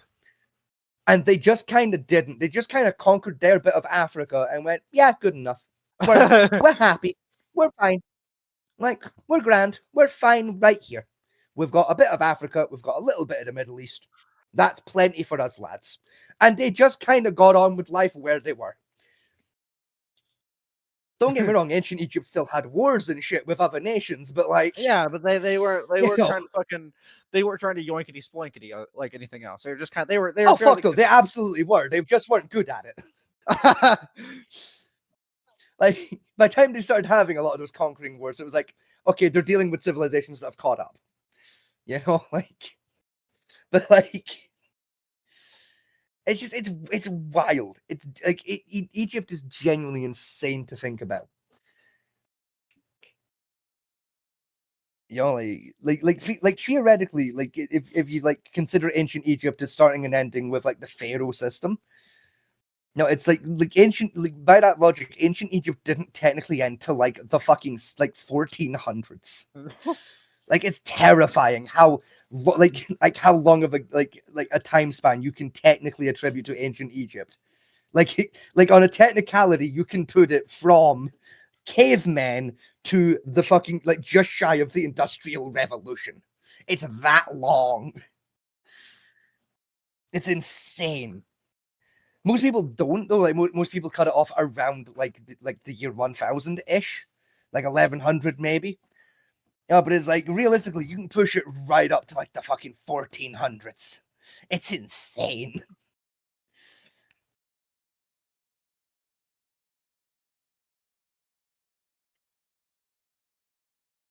No, it's honest to God, like people at home especially, like if you want like a historical like topic to go like sink your teeth into for like 6 months, ancient Egypt. Go research some Egyptology because that shit's nuts. It's so fascinating. So like listen, because of like the record keeping the Egyptians had, you can basically like go through a timeline and almost in real time watch their society evolve step by step. Like you can see in the record keeping as like what you would know today is like trends come and go. Like that's how good the record keeping is. We know fashion trends and we even know like burial trends. Like did you know there were mummification based trends in ancient Egypt? So this is a genuine. It's a whole like topic of Egyptology, and it's really fascinating. It's basically as mummification like got better, and they like found new techniques of doing mummification, rather than doing what a lot of civilizations would have done and basically stopping doing the old techniques, they kept the older techniques around but made them cheaper because like there's a new high-fangled one that's better. You know, so like what you end up finding, and it confused the shit out of a lot of Egyptologists for hundreds of years as a result, is you have like mummies from like the really early days, of like mummification, where like because they hadn't perfected like mummifying eyeballs yet, they basically removed the eyeballs and replaced them with like onions because they figured out they can mummify an onion really easily. So you've got mummies with like mummified onions where the eyes should be, you know. And then like you can go like right up to like some of the last mummification burials in Egyptian history, and there's still dudes being buried with that same method. And it's and it's like, what the fuck did they just bury these like like these random dudes in with this guy from 6,000 years ago, and then they looked at like into the record keeping. It's like, no, that guy was just poor. That guy couldn't afford the up-to-date mummification, so he got the old school one because it was like two goats and a sheep, whereas the modern ones was 5 goats, 16 hens, and 7 sheep, and he didn't have that much livestock. And there You was, know, and it's like, that's really fucking cool. they found some like old papyrus with like advertisements and flyers Yeah, on. yeah, like the Egyptians had like marketing. I get like I think they're currently accredited as being the first civilization to come up with marketing techniques, like having flyers and like things like that. Like in like that area, yes.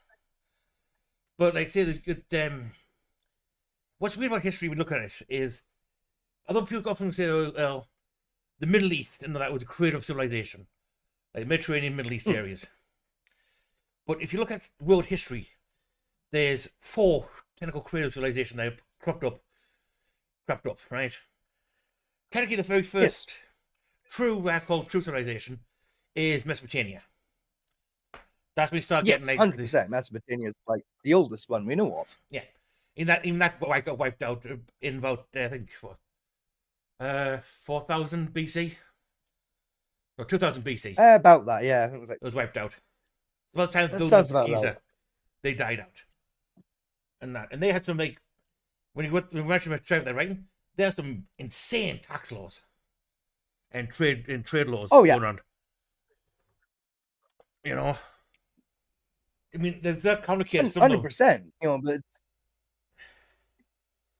And I said the other one, yeah, that's, like 100%. Like you're right, but would it? Sorry, fucking go, do your bit. you're going. Yeah, Flag's killing me. I think you finished.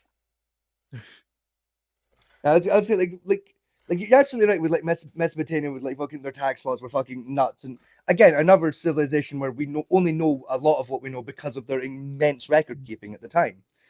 You know, but it's like with Mesopotamia, we, at least to my knowledge, admittedly it's been a while since I looked into Mesopotamia, but to my knowledge we don't have any evidence of them doing like marketing like in the way that I'm talking about. Like they had marketing systems, but like not with like written advertisement with Yeah. like systems like having flyers for specific events or like a new store opening and like, okay, we'll make posters to put around the town to advertise the new store. And whereas ancient Egypt did. Yeah. You know, like to my, again, the last I heard, ancient Egypt like basically was currently considered the oldest, the first civilization to develop that exact form of marketing of using posters and flyers to advertise specifically events such as like sales, new store openings, like things along that line. I You know, think even down to like, oh, this store that like that does this thing has new stock in, or has like a new line of fashion coming out and things like that. yeah, that would the thing. But I think I don't know which one came with that 100% first. I don't think anyone knows 100%. Is China started developing a similar system like the paper flyers and that type of stuff, either just before or around the same time Egypt did. In its Yes, history. there is some evidence like for that. 'Cause I have heard the same thing. Yes and no is kind of the issue of like with the artifacts that we have. Yes, like you like just looking at the artifacts on their own, like of like what's left of examples we have for those advertisements. Yeah, it was around the same time, so it's hard to tell. Yeah. But when it comes to the written record of both civilizations, like no, Egypt definitely did it first. Like we have a written Egyptian record. The Egyptians wrote themselves at the time from fucking thousands of years before fucking like China even fucking thought about paper.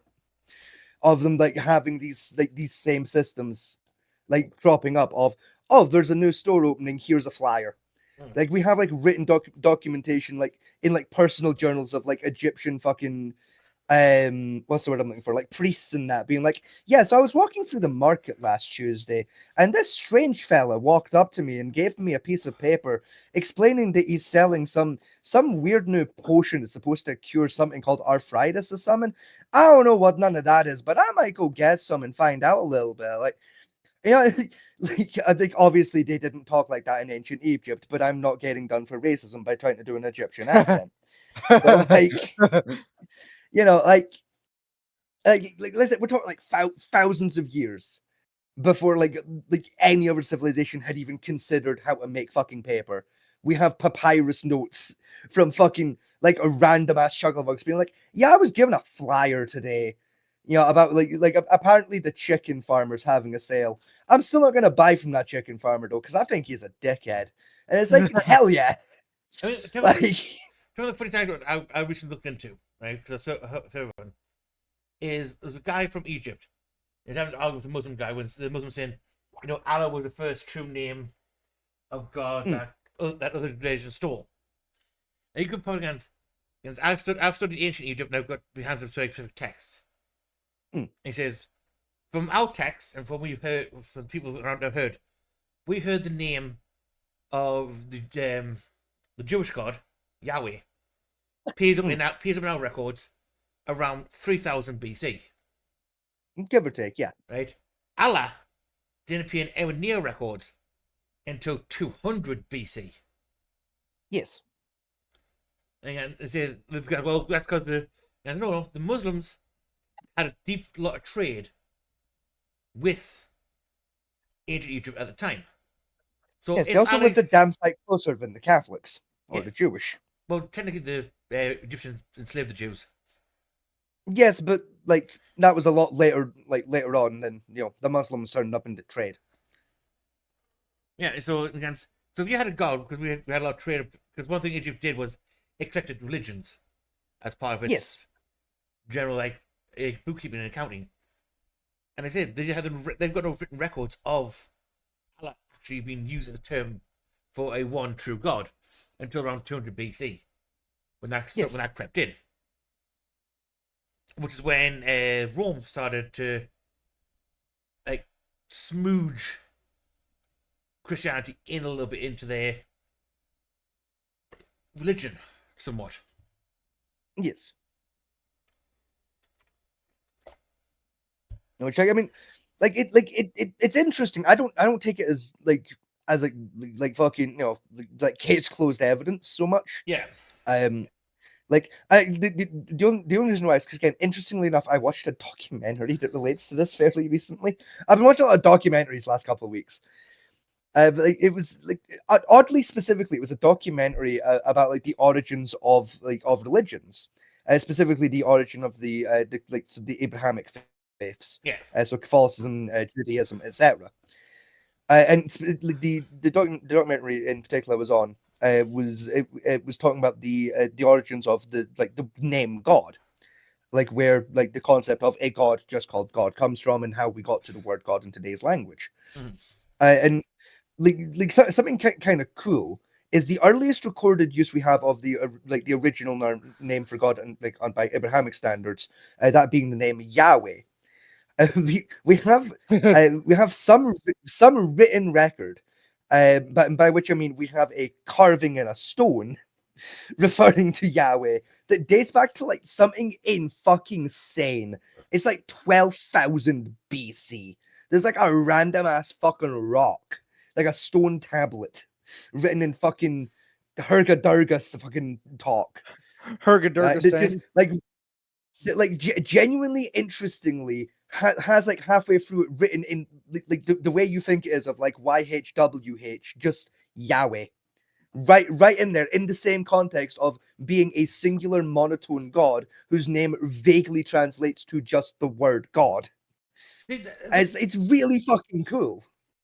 What I find interesting is I was watching a few documentaries about religion, how religions formed, right? Yeah. Now, given how humans are, right, it's almost impossible for a religion around a singular deity to exist. Effectively, yeah. Because our brains are designed for pattern recognition. Yes. Right? So we like say, for Pantheon, it's very easy, well, this creature does this creature does that.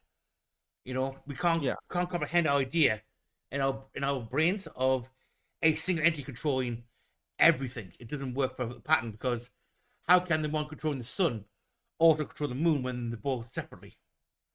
Yeah. You know, our brains Yeah. don't allow for that.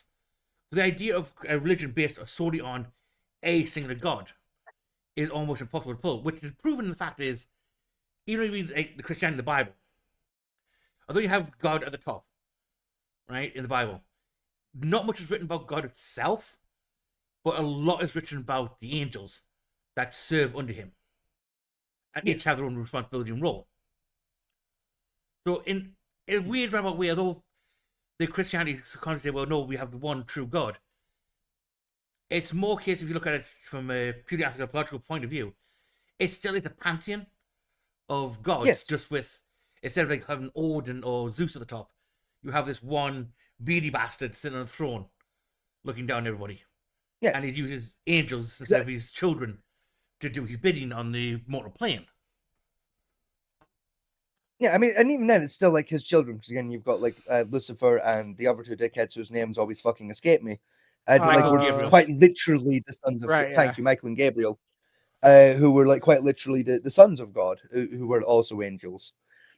You know, like the thing as well is like when you do look at the Abrahamic like faiths from a like a pantheonic idea, it's like technically God, like while obviously being like, you know, the one true God and shit. Like if you look at like pantheonically, God is essentially just the God of creation, and the Yes. other angels like kind of like I said fill the roles of the other godly roles. Like you've again you've got angels who are messengers specifically. You have angels that are their role is to be the choirs, like their job is like sing. They're, you know, effectively the they'd be the equivalent to a god of music or entertainment. Like, you know, and like rather interestingly is like especially like today, the Abrahamic faiths, especially Christianity and Catholicism, are so like pantheonic in nature, like anyway, because you have the saints system going on, where you Yes. have patron saints of certain jobs and activities, where you pray to God the Creator, but you also pray to your respective saint in relation to the task or activity you're doing. Yes. Like Yeah. like the traditional idea of you have the sigil of, I want to say it's Saint Christopher, who is the patron saint of travelers, Yes. if I've remembered my saints correctly. Yes. You know, you'd wear that to like grant you protection while like during a long journey or whatever, and you know, so it's like there still is those pantheonic traditions there, you know, happening. Like the Christian and the Christian Catholic faiths in particular, despite being self-described as fucking excuse me for one goddamn minute while I murder a dog. What Fucking the fuck? sorry, I'm in the background. It's why I'm talking weird. Is I'm trying to plug my fucking keyboard back in because my dog unplugged it and he won't get the fuck out of the way, so he keeps yanking the cable back out of my fucking hand. Fucking sorry, as I was fucking saying, fucking yeah, like despite again the Catholic and Christian faiths in particular describing themselves as monotheistic, it's like they're like you do still have that more pantheonic system going on. Like you are still effectively praying to a pantheon of characters for different roles and jobs, with an overarching like creator, Yeah. essentially. Like What? so it's a weird religion in that it's basically both. What's weird about it though is it's one of the ones religion where it goes against its own tenets. Because one of the first key core tenets of Christianity and like Catholicism itself is when God stated, "Witness no false idol before me."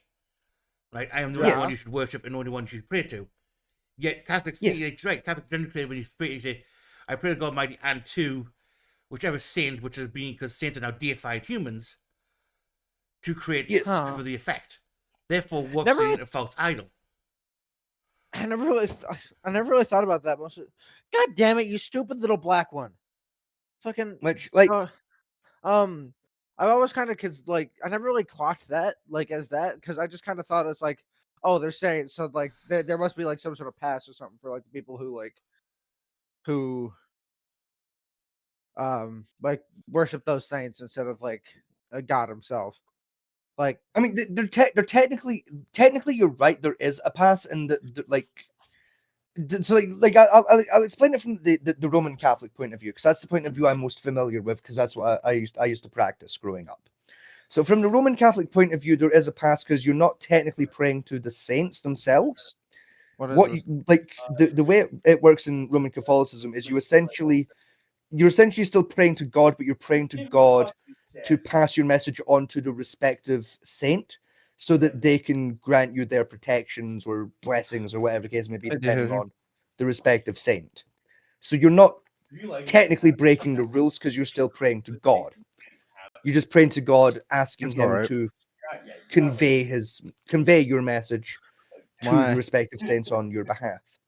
I know in the Protestant version, I don't need it. I'm just finishing. the way they do it is the idea is you're not praying to the saints individually. You pray, although you invoke the saint's name, using the saint's name and their respective dominion to pray through them into God and for God to channel that's- through them. That's what I was just about to ask. Like, are the saints just kind of the messengers? More like conduits. Sometimes it's like so sometimes yes, sometimes no. Like so in the Protestant version, like yes, the saints are essentially conduits. In the Catholic version, God is acting more as a conduit. You're essentially asking God. In the Catholic version, you're basically asking God's permission to ask a saint I don't for trust their it. assistance, because that saint is more specialized in what you need help with. It's one of those. Film itself has a lot of contradictions in it, which is why it's a big one people don't. I mean, most religions people find most umbrage with as a the Jewish the Jewish Hebraic God and system around it is one of those weird things where because the God's saying, well, this is the all powerful creature here, nothing is above him, nothing's below him. You know, this is the tendency, you must follow exactly what he says. And then go, but on the other hand, there's this guy over here. Yeah. But there's this dude named Joe, right? He did some like really super cool shit, and God is cool if you pray through him to God. So like That's one of the things that's like, let's go with Muslim texts in particular, right? The main problem with the prophet of God is like Allah, right? The main Yes. prophet who wrote one of the very first hadiths, right? Which is what if you don't know what hadith is basically a notebook on how to read the Quran. Yes. what? Why do they need a notebook on how to what? Excuse me? Because I can explain this. Unironically, with the Quran, is the way the Quran is written is it's Oh, okay. incredibly open to interpretation. Like it's one of the few cases in religion where a religious text is purposely written to be interpreted like openly.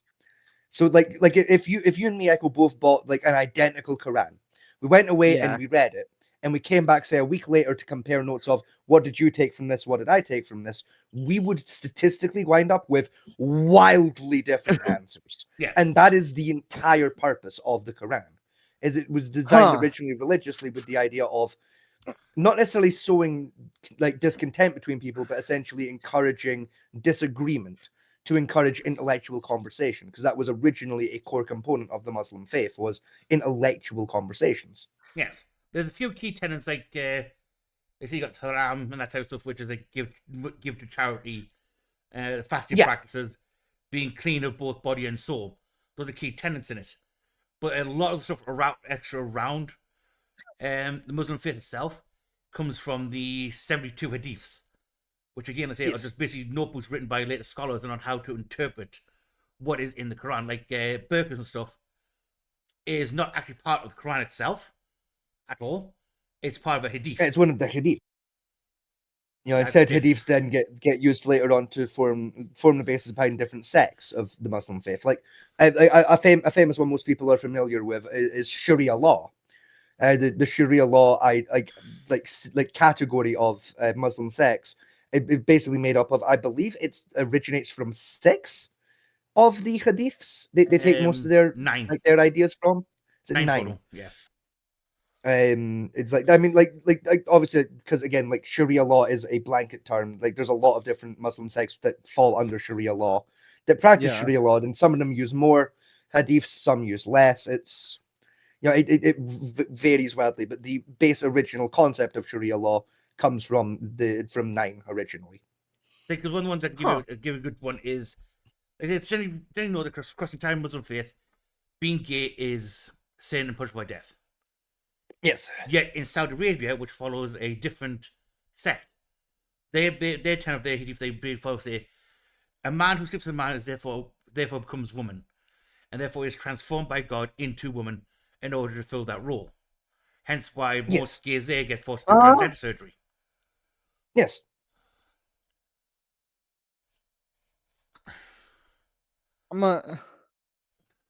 Excuse me?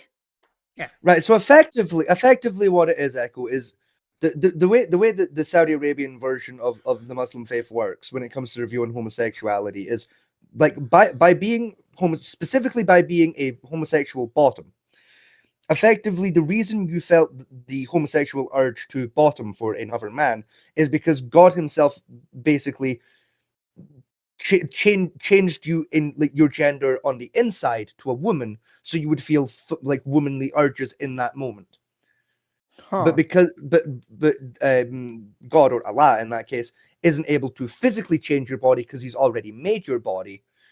It's then the responsibility of the Muslim leaders to ensure God's will is continued by making sure you physically become a woman. Huh, okay. It's the thing is like it's kind of fucked, but it's also like kind of neat. Like it's like it's a weird little workaround where it's like it's still fucked, but it's actually also a little bit wholesome in a way, because it's like it's especially as well. It's like, oh yeah, trans rights technically exist, but it's like, but also like, what if I'm gay but not trans though? Like, fuck. Oh, You then, know, then, like- then you're just kind of fucked. Sorry, buddy. Yeah, then you just kind of shit out of luck a little bit, ain't you? But I suppose having your dick cut off is better than being murdered. So like half a point ish. Wait, who like- are the dudes that throw the gays off the roof? Most of the Muslim countries do. Pretty much all the other Muslims. That's true. Ah. Again, traditionally, it's like it like very heavily. It's like a Sharia law thing. Yeah. A lot of the time, like Ugh. I key examples. Like, I've had a lot of friends over the years who were like practicing Muslims, which is why I know bits and pieces of the faith. Because I'm a nerdy fucker when it comes to religion, so I inquire with them about stuff. But it's like a lot. The way a lot of my Muslim friends have explained it to me over the years is effectively the Muslim faith itself doesn't, on its own, hate homosexuality. Like a lot of practitioners, like especially like in Western countries, don't give a shit. Usually, what it is it's either specifically religious leaders, or like religious sects that have decided they don't like homosexuality and basically use their own religious rhetoric to reinforce that, and essentially, it's essentially like the group mentality theory. And then they preach that, and then like Exactly, suddenly a whole bunch because of- the group leaders who have the authority to make your life difficult says that this is bad, it must be bad because like no one else is speaking up against the issue. It's effectively like group mentality and or dictator theory. Because man in charge said so and no one else questioned it, therefore it must be correct. Kind of a like a problem that happens when, like, again, with things like Sharia law and that. The anti-gayness in, particularly say in Christianity, for one thing, it can be attributed to a certain point in history. It's around the 4th century, during one of the many pandemics at the time, where birth rates dropped and like child death was quite high. Yes. Right? That's where most of the anti-gay rhetoric started creeping into Christianity, and they believe that was done to like force birth rates to increase. Yes. And that, hence why it was done. I think gay is wrong, only lie with woman type thing. Again, that was around the era of the I think the third council of Sion, which started rewriting the Bible again. Sounds about right. Yeah. Yeah, it would have been the third one. Yeah. That rhetoric starts creeping because prior to that, although state like it's not great to lie with a man, but no harm, no foul type shit. Yeah. It's like, yeah, you're not, God will knock at you for it, but you do you. Yeah, it's like 2 Hail Marys and like God's forgiven, like. Yeah. So it's like say the religious record changed in order to fit her need at the time. Mm. It may change back, but it never does because power. I mean, type thing. in fairness though, like, because I will give credit where credit's due, specifically to the Catholic and Christian faiths, like of today, of like a lot of them are going back to, Yeah. to that original system of you know what, like God doesn't love it, but God don't mind. Like, you know what, two Hail Marys and an Our Father, and we'll call it even. You know, like.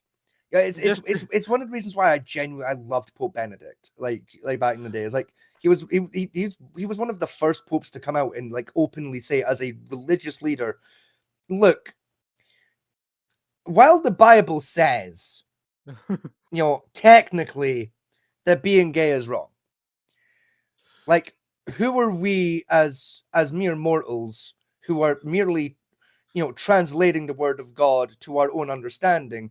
Who are we to say with such confidence and conviction that that is absolutely how it is? Like, if we as people can change our minds, surely God can. But that's one of the problem with God as the concept, especially with the Abrahamic God, is like when they state that God is all powerful and all knowing at all times, which kind of creates the logical problem is God can't change his mind in theory because he already knows what's going to happen. Right? So, in an instance, if the entire history of your life, birth, and death, your mind knows what's going to happen all the time.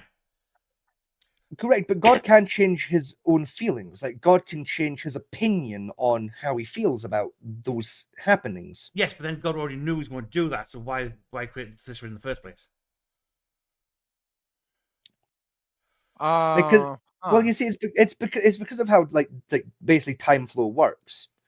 Now, while yes, God knew his opinion would change, God may not necessarily be openly aware of what that exact change would be. He knows what his current emotion is, and he knows that emotion will change. He doesn't necessarily know what that change will entail, though. Yes, but because it's very different to interpret facts versus feeling. Yes, but again, given the term they use for omniscience for God himself in the Catholic faith, God knows his own true feelings, knowledge, and everything of what happened, is happening, and what will happen. Therefore, he already knows that his feelings are going to change and what the feelings are going to be when it's changed. I think the argument I was using the other day, a few months back, was like the logical problem, like, God knows it's going to rain Wednesday, right? So therefore, it's going to rain Wednesday. But then God said, well, I don't want to rain Wednesday, I'm going to now change to sunny. So either God does not know everything's going to happen, therefore he's not omniscient, or God is powerless to change everything, therefore he's not omnipotent.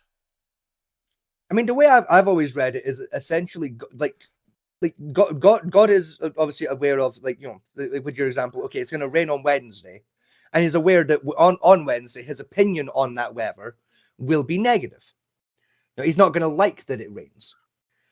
So by the time Wednesday comes and he's aware, okay, I'm not going to like the rain, rather than changing the weather itself, which he can do, he would instead just change his feeling on it and just go, you know what, rain's not that bad. Like, you know what, I'll just live with it. Like, fuck it. Yeah, then therefore he's no longer has omnipotence anymore. Because then God does not have the power to change the weather anymore, because he's going to change his feelings rather than the weather. Well, because he can still, if he wants to, change that. He just chooses not to. Did the black one go under my bed again? Because just like a person would. Because again, like with the idea that God makes every person in his own image, to some extent, one would then have to believe that certain abilities of God are also passed on. One of those key abilities, I would argue, would be the ability to change one's mind, opinion, and feelings.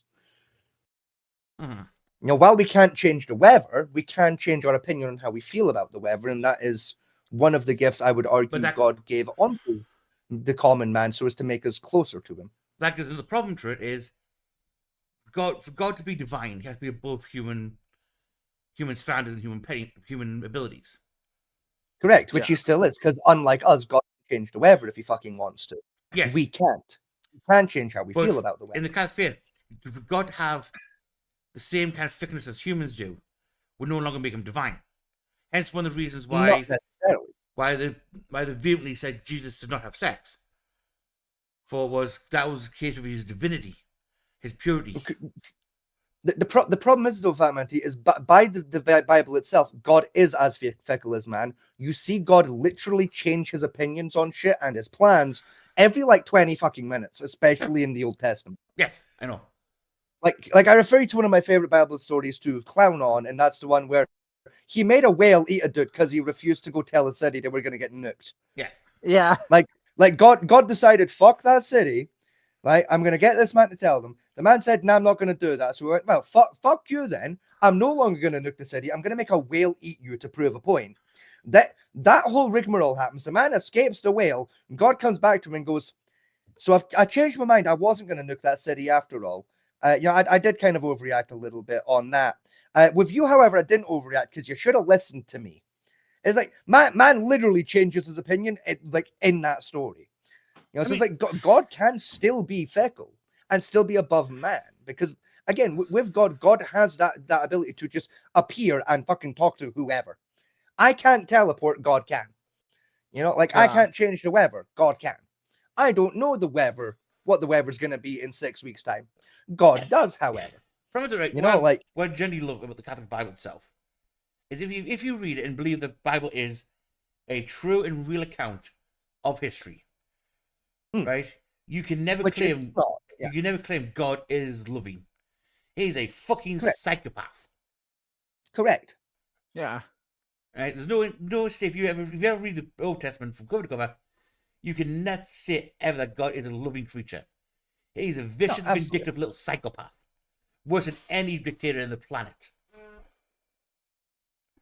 And that's what I do. Especially my favorite album again with Catholics is that one. Is like say, "Oh, God is pure love." Like, is he balls? He wiped out an entire city because they wanted to gamble.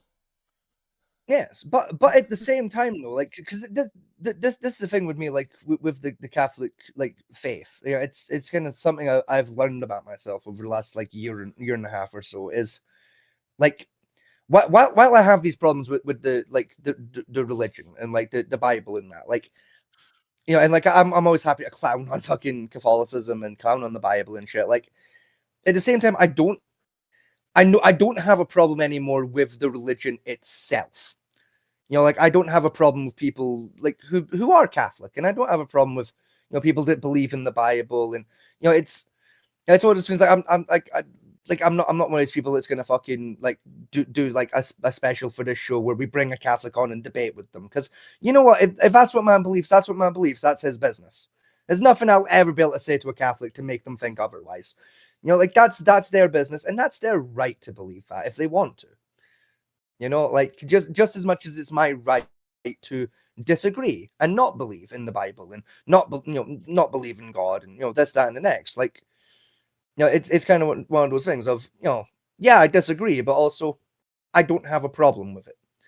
I feel the same way with a lot of things I used to despise these days, like flat earthers. It's like, yeah, I hate the entire concept of their belief that the earth is flat. But also, you know what?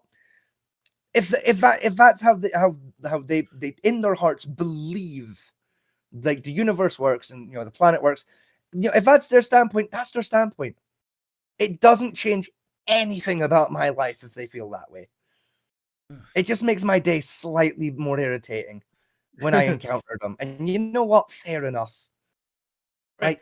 If people are allowed to be idiots, My general thing with religion is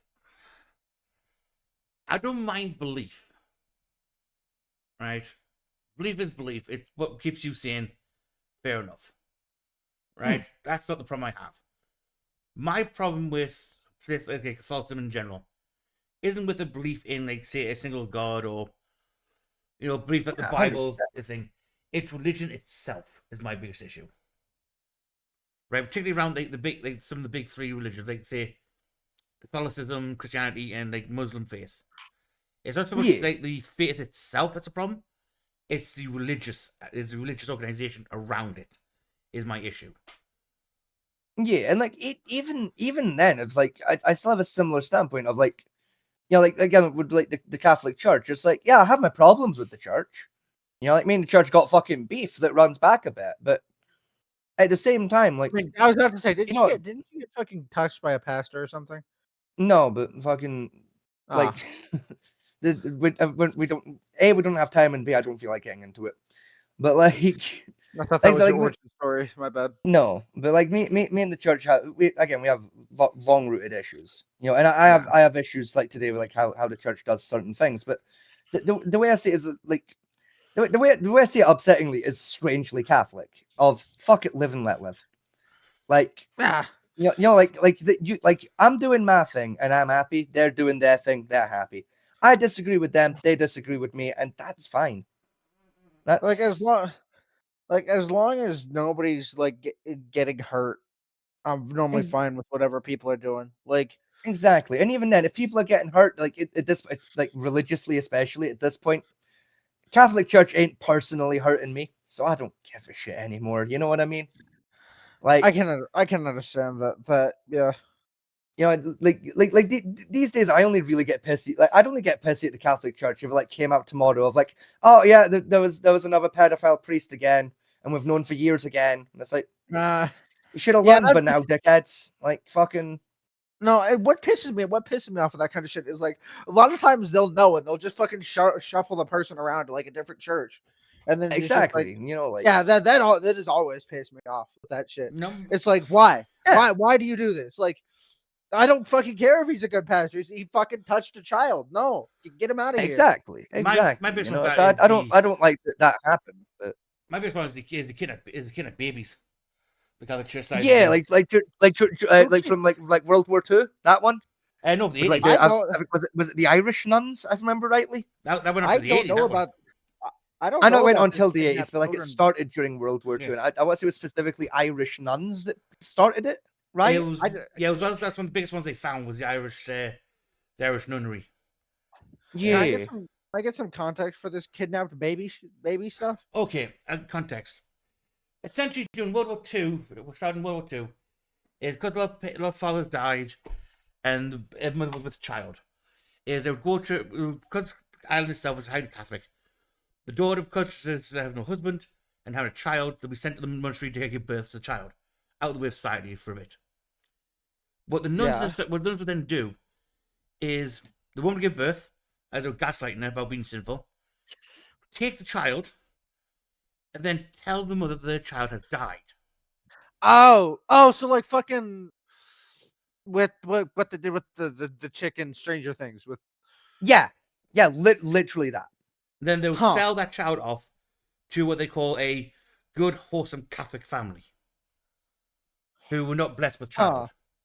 And this went on right way up to 80s and early 90s. Jesus. Yeah, because something they were also doing during World War II, like specifically, it's like I don't know if you notice it. I don't know if I'm into you'll know about this, but during World War II, in Britain specifically, there was kind of like an initiative in the country where basically families that were like in the cities that were like always like high risk of bomb targets, basically were encouraged to send their children off into the countryside. It later on in Britain became like law during the war of like if you live in the cities and you have kids, you have to send them off. Yeah. So like what a lot of families did is they did it via their church. So the church would like basically like have connections with churches out in the countryside. They'd like correspond, and basically families out in the country would volunteer their services to house children from the cities. And the idea is you'd basically like your like local priest or whatever would give you a train ticket. You give that to the kids, you put them on the train, and they'd be taken to wherever they were going. Let me guess. The church yoinked a bunch of children. Yeah, and the way they did it was like kind of fucked, but also kind of like like interesting. Is like because they were doing with like a lot of older children.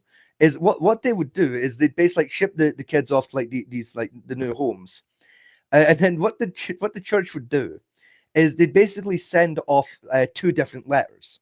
They would send a letter to the child in the Catholic family, basically saying that the birth parents had died, and asking the Catholic family to like basically like can you continue looking after this child till we find a replacement, and then send a letter off to like the original parents and tell them the opposite of your child was accidentally killed like during a bombing gone awry out in the countryside, or like there was other stories that used, but like bombing was a fairly common one. Yeah. And then, but the way they would do it was like genuinely really quite fucking interesting and like kind of devious. Is they would tell the parents like fairly early, like the original birth parents would tell them like after like a few months or whatever of like, oh, the child went missing, they never made it, they must have got off at the wrong stop, or they were killed in a bombing, whatever the case may be.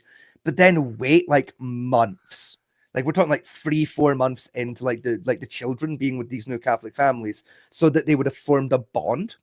That way, the Catholic family looking after him would be more likely to agree not only to continue looking after his children short term, but they'd be more likely to basically write a letter back saying we volunteer to essentially permanently adopt this child. Yeah.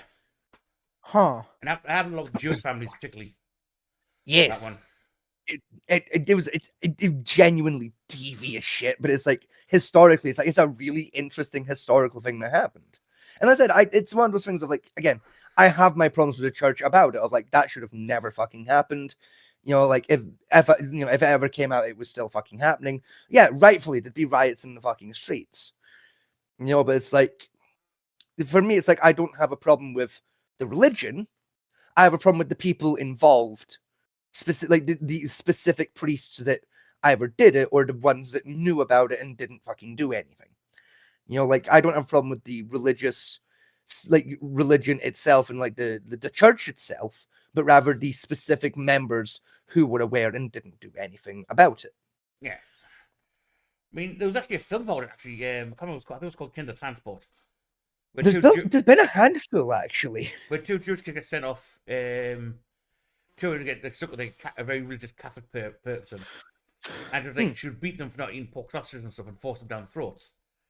Yes. And that, so eventually they managed to get a complaint out to the rabbi, who eventually managed to get reading out with the parents. And then the film was like, people saying, oh, that poor woman's heartbroken. Because she said at the end again, I was going to adopt them to give them a good Catholic life. Yeah. And a lot of the critics at the time when the movie came out, were like, oh, that poor Catholic woman, the kids took her kindness and basically shat all over. Like, she was whipping them in the feet to make them eat pork sausages. Yeah. Yeah. Not poor woman, fuck her. Yeah. Like that woman. It was one of those films I had to watch at school as part of I think it was like either English or it was religion. I had to do it at, and it was like an interesting story because a lot of people in my class said something goes, "Oh, well, she was trying her best, different coach." Like, no, she knew that what the coach was part of the letter, and she was informed she was getting Jewish children. Yes. She chose to act that way. It's not a case of, oh, she didn't know any better. Like, yeah, she was fucking. I think it was she was 50-year-old. She knew exactly what she was doing. And that's 100%. it wasn't a case of, oh, she didn't know any better because poor religious woman. Like, no, she knew exactly what she was planning and what she was doing. And you can tell it's one of the weird ones. Like, the main point of it is because in the whole story, the father was quite passive over everything. He didn't do anything bad to the children, but he didn't stop her either. Type thing. Yeah. And they think it was originally based on a true story at the time. And it was like an interesting topic to look at from a purely like academic point of view of it. Who's right, who's wrong, type of thing. And I said, well, could she have her own children? She might have like over-attached to these two children that just turned up at a doorstep, take care of and raised in a strict Catholic household. Could how she behaved. But doesn't it go to give you more of the freedom of religion as part of our own culture and law?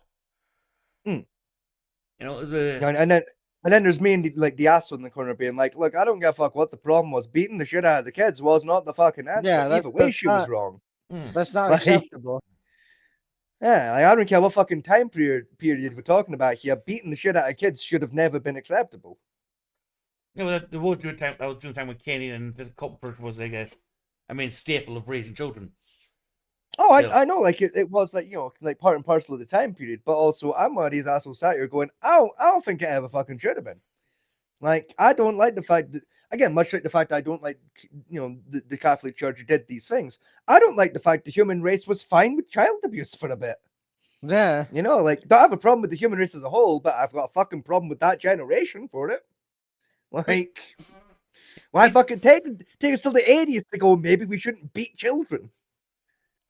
It was 90s actually when Cobra technically rebuilt. Aye, but it wasn't until the 80s they started thinking about getting rid of it. Like in the 90s they actually got rid of it. It wasn't until the fucking 80s they started thinking about it. It's like, how did it take us 1,980 goddamn years to consider the idea that beating the fuck out of kids is a bad idea? Now he's one for interesting conspiracy that I came across a good week back. Right? Oh, boy, It's the right wing one. I will say that. It's a complete right wing one. Oh, God. Oh no. Right? Is that the reason why trans and gay things have been proliferated mostly in the world, right, is as a form of population control in order to reduce the overall population of Earth. Because it's too Alright, few for us to manage. I'm going to go ahead. I'm going to stop you right there, Chief. Fuck off. Fuck off forever. Right? Well, here's what we're going to do, Family, right? We're going to take that conspiracy theory and we're going to put it in this box next to my mama's titties. Okay? We're going to close that box. We're going to lock it with a key. We're going to throw that key into the fucking ocean. We're then going to wrap the box in chains and padlock that shut. We're then going to throw the key to that padlock into a different ocean. And we're going to put that box with my mama's titties and that theory. We're going to take that box and we're going to throw it in a fucking volcano. So that no man, woman, or child shall ever be experienced to either that theory or my mama's titties ever again. Like, nah. No, I'm not. No, you can't just keep thingy. I really can, because how about how about who I fucking decide to have sex with is not Donald Trump's fucking business and isn't some wider fucking conspiracy to control the globe's population. Like, how about fuck off? Like, I'm not mad at you. I'm mad at the asshole that came up with that shit. Like,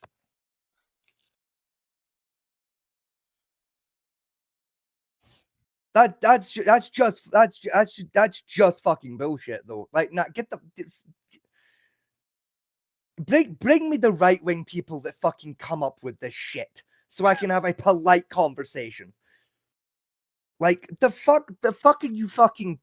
What are these schizophrenic fucking people fucking talking about? I believe it was a Infowars guy. Fucking, it's always the fucking Infowars guy. Fucking that fucking the frogs are gay fuckhead he's right at the top of my goddamn list of motherfuckers on this planet I would adore to just have a little polite conversation with, so as to inquire what the fuck happened to him to make him the way he is. It wasn't him himself. Who did what to that man? It wasn't him himself. I think it was one of his writers who published on the Infowars page itself about it. Yeah, and he allowed it to fucking happen, so he's just as fucking guilty. Fucking, fucking. Oh yeah, like, yeah, no, he's absolutely right. Yeah, no, the gay people politely fucking and yet loudly requesting that we have the right to, do our thing without the fear of being fucking murdered over it. Yeah, no, clearly, us asking very nicely and loudly to not be killed because of who we want to marry. Because we dare to ask for that basic fucking right. Clearly we're all government fucking plants to control. Fuck off. Yeah, clearly all the gays are hired by the Illuminati. Fuck all the way off, you fucking fumbling. Wait, hold on. fuck. Hold on. You don't work for the Illuminati? No, because the Illuminati's not fucking real. The Illuminati was real for a grand total of 22 fucking years in Habsburg, Germany. It was a gentleman's club for fencing duelists. It went extinct in the year of our Lord, 1667. Fuck all the way off. These history fucking conspiracy theorists and these fucking religious nutheads and these fucking political fuckwits with their fucking, the gays and the Illuminati and brr. How about read a goddamn history book, you fucking schizophrenic fucks? Even got the ancient version of Illuminati, right, which were proliferated around the 11th to 12th century. No, 11th, 12th century. Now again, that was just a group of scientists of the day talking about scientific theory at the time. Yes, and even then, it still didn't fucking exist because it wasn't called the Illuminati. No, it was then trying to take something like Illuminus that guides us, or something stupid like that. It wasn't Illuminati itself. Yes, it was Illuminatus. It was Yeah. Illuminatus, as in the word illuminat and us. It was a bastardization of the Latin phrase that means illuminate us or light guide us. Yeah. The name Illuminati, as people know it today, literally comes from a German fencing club that existed for a grand total of 25 years before it went fucking bankrupt because it had 9 members total. And then even then they said the phrase was meant to be a bastardization of Latin and German, meaning like combat. Yes, because that's what they did. They did light sparring. It was literally a fencing club with a pun for a name. This whole planet can fuck off with it's one of those things with like fucking conspiracy theories that does my fucking tits in when people are like, oh, the Illuminati. Yeah. Illuminati's not fucking real. It was never real. It's never fucking existed. You're high. Or these people are like, oh, the Freemasons are doing this, that, and the next thing. No, they're not. The Freemasons is a drinking club. I fuck you not. That's what it is. Literally just the Protestant faith plus cheap alcohol. That's the secrets. That's like, the Freemason secrets that they have hidden in the books. That's what the secrets are. It's we started this club so we could drink for cheap. Like, fuck it. There you go. That's what the Freemasons are up to. They get drunk for cheap and raise money for charity. If you want to go to point fingers at an organization that does generally infect itself into politics, right? It's the Rotary Club. Mm-hmm. They generally do focus themselves into politics and other entities themselves, right? Yes. And they get a complete pass on shit. Now the reason I know this for is when the place I worked at used to host Rotary Club meetings. Yes. And I had to serve them a few times. And some of the shit they talk about in that meeting, like, oh yes, well we're going to put Jeff now. It's going to go on to. We're going to make sure Jeff gets onto the local council in order to push through this particular construction project we want to get underway. Bill is going to run for an MP because we want to try and force this bill we're thinking about come through with David Rotary Sect 17. He's thinking about trying to do for a prime minister run to do this kind of shit. Like, what the fuck am I listening to? Fuck it. Do you know another one that fucks me off? And you're another group that people come like fucking mentioning conspiracy theories that just upsets me. Because it's like the only reason anyone would bring them up is due to a woeful fucking lack of education. Well, the Pudding Right? Club. No, the fucking Knights Templar. Yeah. Right? Fucking the Knights Templar are the Knights Templar in leagues with the Illuminati to control the world. No, they're not. Yeah. The Knights Templar don't fucking exist anymore. Yeah, they've fucked been off gone in for a the- while. They fucked off, and correct me if I'm off with the number here, Fat Man T, because I'm sure you probably remember it better than I do. They fucked off in the, I believe, 18th century. 12th. Because the 12th century then, because they were banned from England and then banned from the rest of Europe, forced into hiding in the Middle East, and formed a new organization. And say it with me now, ladies and gentlemen, the name of that organization, the Guild of Freemasons. What did that go on to become? Say it with me, ladies and gentlemen, the Freemason Order. Yeah, it was The Knights Templar don't exist. They helped to found the Freemasons Order, which does exist today, and it's just a piss-up club. It was always a piss-up club, Yeah. except for that brief time where it was the Guild of Freemasons, where they just built houses and shit. The Knights Templar technically collapsed. 12th century at the end of the 5th Crusade, when the Spanish king wrote a letter to the Pope, stating the Templars are gaining too much influence and power over the church, and becoming a rogue element because they've gathered a load of treasure and shit that should rightly belong to the crown or to the church itself. So the Pope, being a bit of a piss take at the time, decided to abolish and then hunt down the Knights Templars as heretics. So partially yes, partially no. That's when they basically like left the Catholic faith and they joined the Protestant faith, or the technically proto-Protestant faith, because I don't think Henry VIII had been around yet. And they basically took refuge in Britain up until I believe it was the 8th or 9th crusade. It was around the time the Hospitaliers became like the guys for German crusading. It was 14th around that was. time. Right, so it was up until the 14th century, because it was around that time where the I can't remember which king, but one of the kings, it might even have been Henry VIII himself. Thinking about it, was one of the English kings. Basically ended up siding with the Pope because the Knights Templar did the same shit in Britain, and that they owned most of Britain by that point. By which I mean they owned like all of the Knights' lodges, and the other knights were getting kind of pissy about it. So the king then sided with the Pope and kicked them out of Britain, and then they couldn't go to Europe because they were still declared heretics. So they fucked off to the Middle East and disbanded and became the fucking Guild of Freemasons, which then later on, after a couple hundred years, became the Freemasons fucking order. Was that a Charles? It might have been. And it was Charles and the whole Thomas Becket thing was part of it. Where he accidentally killed No, Thomas. no. This was way before fucking the Beckett's bollocks happened. Because Thomas Becket was the 16th century. That happened. Henry VIII wasn't until the 17th. Yes, like so it wasn't Henry. It might have been one of the earlier Henry. I remember it being a Henry, and it was like proto-Protestant territory, which is why they were okay in Britain but not the rest of Europe. Henry III, maybe. Maybe because that's another thing that's interesting is everyone credits like Henry VIII with like starting the Protestant faith, and it's like technically yes, but also technically no, because the Protestant religion already existed in Britain. Henry VIII just made the Church of England system that then adopted the Protestant faith. It's complicated, but anyway, like It sounds complicated.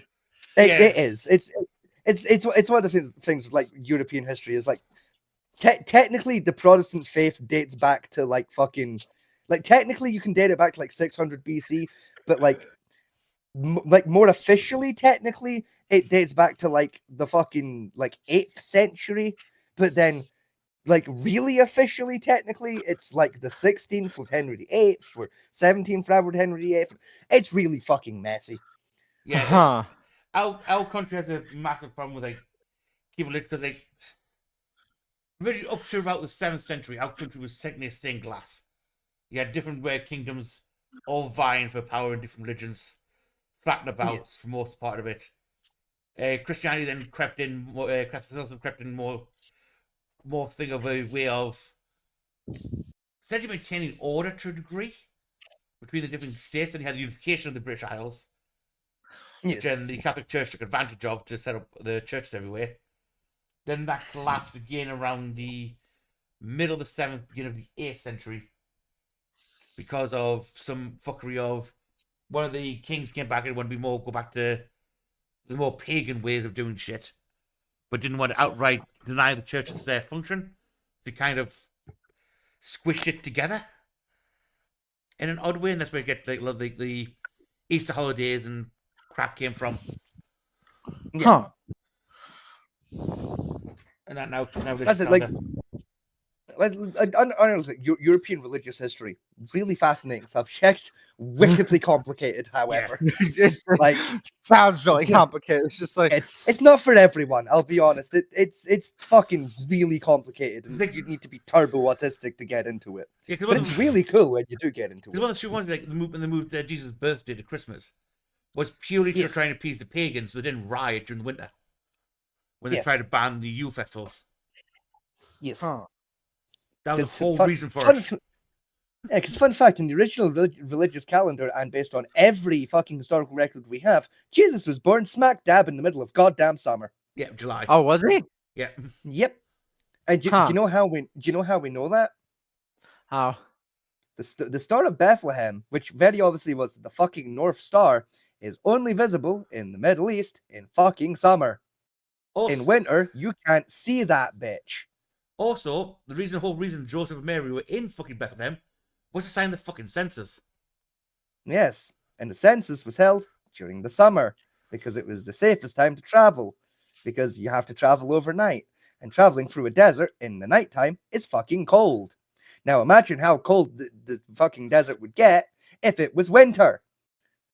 Even fucking cold. During the yeah. summer in the desert at night, it can hit sub-zero fucking temperatures. Now imagine if it was already only fucking 9 degrees during the day, how fucking Oh, cold it God. would get at night. We're talking Yeah. negative fucking 30 kind of territory. There's also a sense that also involved with paying taxes, which again was historically paid in the summer. Yes. That's the whole reason to actually put together for was like, well, come to pay the taxes anyway. So we'll do the census at the same time, maybe stay an extra day to do the census Yes, as well. we'll do a quick head count so that we can find out if anyone had any babies or not. So we've got an accurate idea of how many people live in our state. Yeah. And the original story between Christmas wasn't the Jesus' day of birth. It was the day where the wise men eventually found Jesus 3 fucking Yes. years later. Yes. Oh. Yes. That's why the gifts were kind of random for a baby, because they weren't for a baby, they were for a 3-year-old. They're still a little odd for a 3-year-old, but they Yeah. make more sense in that context. Well, to be honest, like, given the fact they Do found, they? yes, because like gold is always something you give for money you give to a child in order so they'll be prosperous. Right. Frankincense Okay, fair enough. was given as a way of showing mortality for the child. It was something they would keep until their more adulthood when they would die, because it's used as funeral rites. Myrrh Yes. was used during baptisms. Yes. And back then, you didn't get, because the way baptisms worked back then was you dunked in a river. That didn't happen until you were about 4 years old. Around that period. I mean, most like historical like scholars would say like closer to like 5 or 6, but like but give or take 4. Yeah. Like there is some historical like evidence of like kids as young as 3 going through baptism, but usually it was like an exceptional thing of like, this is a very tall child. I'm trying to remember how old I was when I was baptized. Probably 6 That's months. in the modern world, it's like younger than a year usually for baptisms. I mean, you can still get an adult baptism today, but like it's usually like you're baptized when you're less than a year old, whatever religion your family like subscribes to. Let's like I was baptized in the Church of England when I think I was 7 months old when I was baptized in the Church of England. I was 6 months old, I think. Huh. Wait, you've both been baptized? Yes, Yeah. I was raised CV. I've been baptized twice. Huh. This is the thing.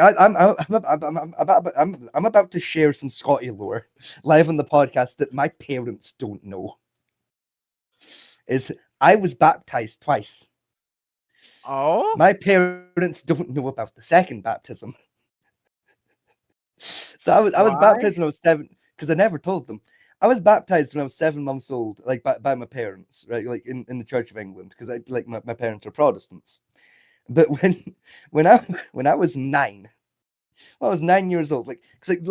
Growing up, I grew up Roman Catholic, so I went to like a Catholic school. My grandmother was Catholic, and she predominantly raised me. So it's like growing up, I very much grew up Catholic. My parents fucking disagree with my logic there, but they're wrong. So when I was about 9 years old, the Catholic school I went to, it was like a traditional thing of like, oh, you go to church like every couple of weeks, and like because like there was a church next door to the school. We went into church, and like I basically like randomly, I basically walked up to the priest at the time, and it was Father Benedict, and I walked up to Father I thought Benedict. you were about to say Father Phoenix for some reason. No, it was Father Benedict. And I walked up to him. This isn't like going to be some twist thing of it. And Father Benedict became the Pope. No, it was just pure happenstance. Pure happenstance that my priest was also called Benedict, like the Pope was. Like, Alright. just get that out of the way. That's not where this story's going. Listen. With how So- wacky your life is. Yeah, man, with I how wouldn't be wild my life surprised. is. That's why I felt the need to let you know that's not where this is going. So I went up to Father Benedict. I basically said to him, like, look, I was originally, I was baptized as Protestant, but like I think I'm Catholic. Like I don't know the Protestant faith. I do know the Catholic faith, and but basically, long story short, what I came to find out is, yeah, like technically in Scotland, once you hit like 6, you no longer need parental consent to get baptized. Huh.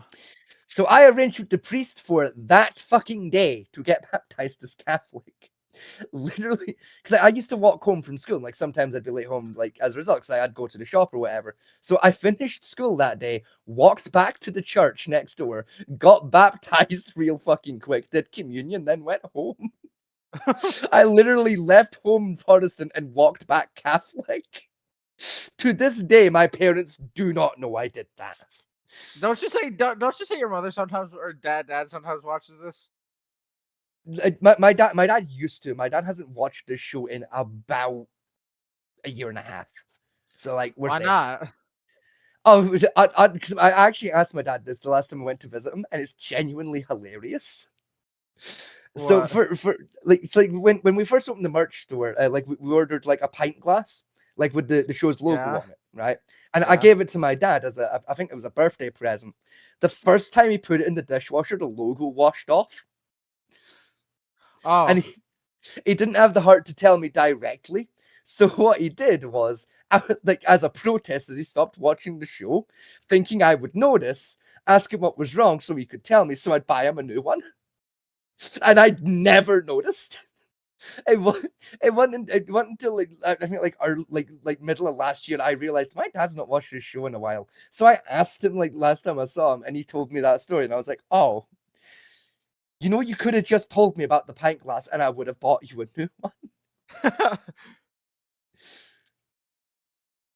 Well, at least now, It no, was no. like- Yeah, turns out my dad's been protesting our shit merch for like a year and a half. Turns out our pint glasses suck. Oh, no, it's your supplier then, don't we? Yeah, we know we need to change pint glass supplier in particular. See, I've been meaning to tell you that since fucking Christmas, and I keep forgetting. I'm glad I was able to help remind you. Yeah. Right, no, funny about it again. Do you know the reason why they baptism day done about 6 months old for? Right? Is the main reason for it was because the church at the time were charged with handling like the birth, death, and marriages of the different areas, parishes. Which are used for taxes and stuff like that for the kingdom. And the reason 6 months old, particularly the benchmark the year generally used, was because that's when the child was confirmed to probably still be alive. If it survived 6 months old, it's going to survive to adulthood. So might as well put his name down the register. Right. That was the whole reason for it. Huh. Pragmatism rather than religious things. Yes. You know, Neat. we're not going to waste the ink and paper if we're going to die at 6 months old, because who cares? Like you don't have a taxational value, so there was no point writing you down. Yeah. Oh, I'm stiff as hell. Low-key same a little bit, but Okay. I'm usually a bit stiff and fucking decrepit around this time of night. So Yes, we get it. You're both old fucking men. yes, but for different reasons. This is the thing. I'm an old man in the sense of I'm literally physically disabled. Van Man T is an old man because he's literally twice my age. That and my body's half destroyed from doing weird shit. Well, now Yeah. whose fault is that? Well, it depends. You can blame your father for not stopping me. Yeah, but no one forced you to do the weird shit. Like you made the decision to do Yeah. the weird shit. You But know, he like encouraged it to some degree. still, look, all I'm saying, right, is if your friends jumped off a bridge and you decided to jump off a bridge and you broke your leg in the process, that's not your friend's fault. That's yours because you had the conscious ability to not jump off that bridge. But Yes, you Yeah. made the conscious choice to jump. yes, you know my friend, and I would have to jump off the bridge to save his ass. Yeah, but still, like in this analogy, we're pretending you're with your sensible friends that know how to fucking swim. And to be fair, I'll probably the first So one- not me or that dickhead. So generally, who is that dickhead? Is that fucking he should. what is he? That's the vampire. The Viking. He's Viking. Yes, He's the a Viking right now, right? Yes, it's the Viking vampire that we're referring to. The odds are I'll probably jump off the bridge first anyway. Still, my point still stands. Oh. All right, was going to say something. I completely forgot now what it was. It probably wasn't that important. Though. Oh, yes, remember. Oh, yes. Moon bases.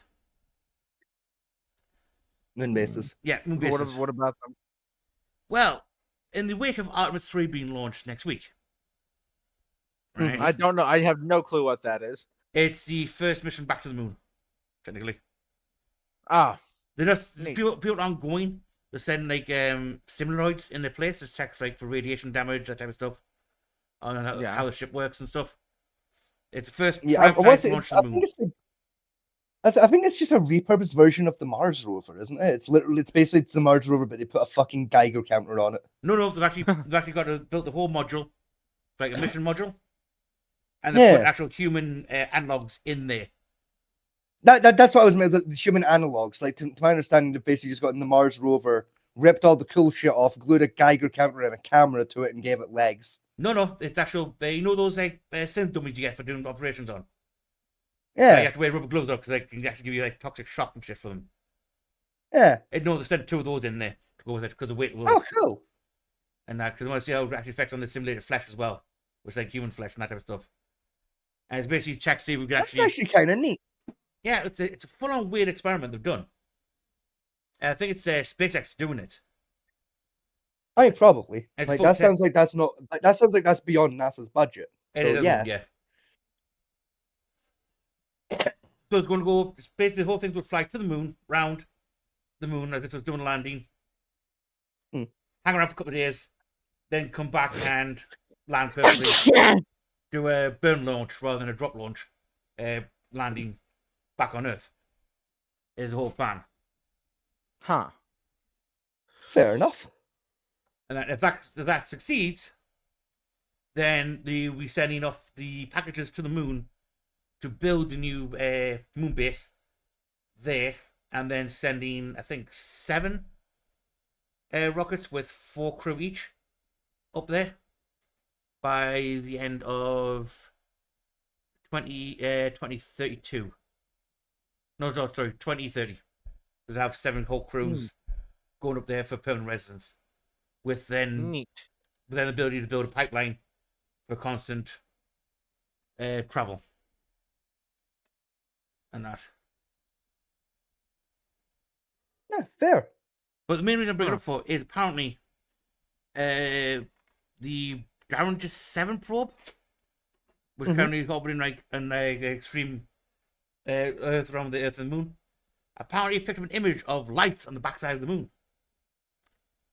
and that which NASA published out, which proves there's a base already there. That's why the Nazi base thing kept in my head earlier. Hmm. And that. And apparently NASA's trying to hide it, even though NASA published fucking pictures. It's And like, do you know what's infinitely more likely than a Nazi base?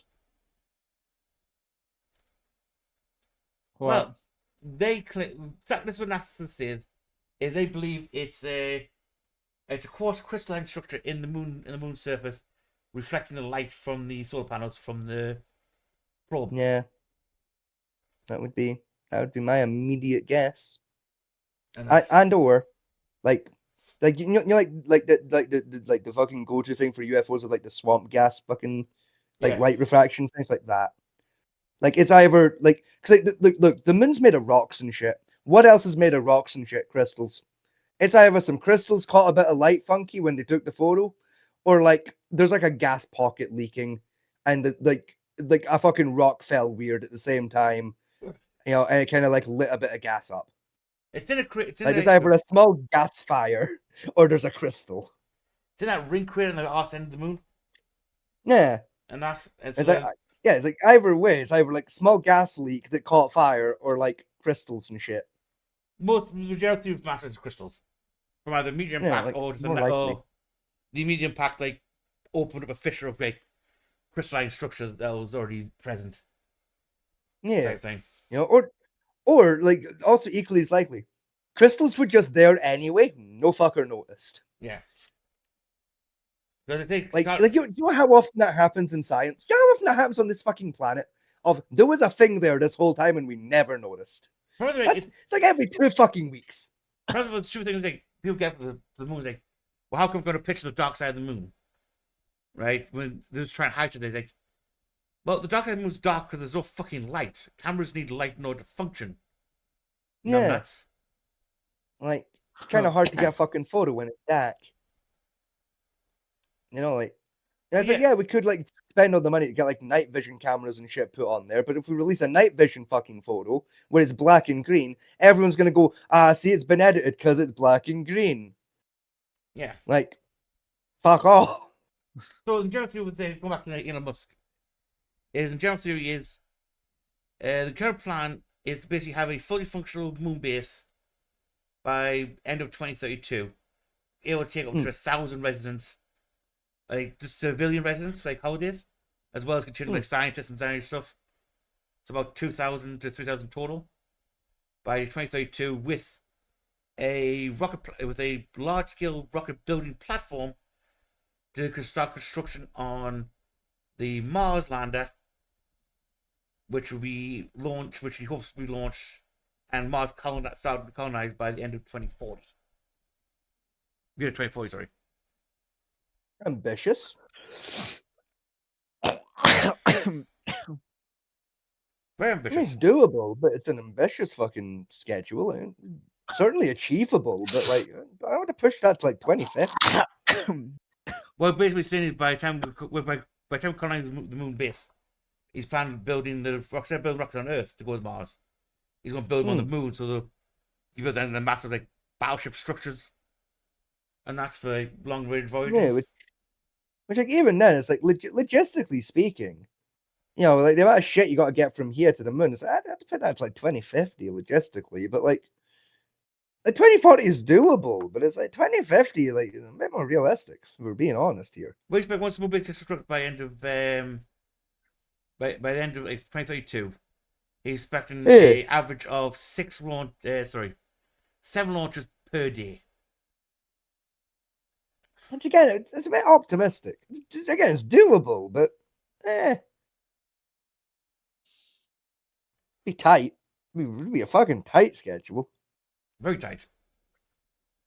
Especially going to have a rocket fuel is going to require it's going to burn through a lot of fuel before you get to any that deadline. Unless he's planning on using something like the railgun technology to launch shit up there. It's like maybe. You know, like the Mac cannons to fire like the pods of like instead of people, but like actual like just pods of shit. Yeah, no, I know the thing you mean. Yeah, That would work. Maybe like. But again, it's still ambitious trying to get that constructed by the end of fucking 2020. Yeah, I mean it's doable, but it's doable if he puts his mind to it.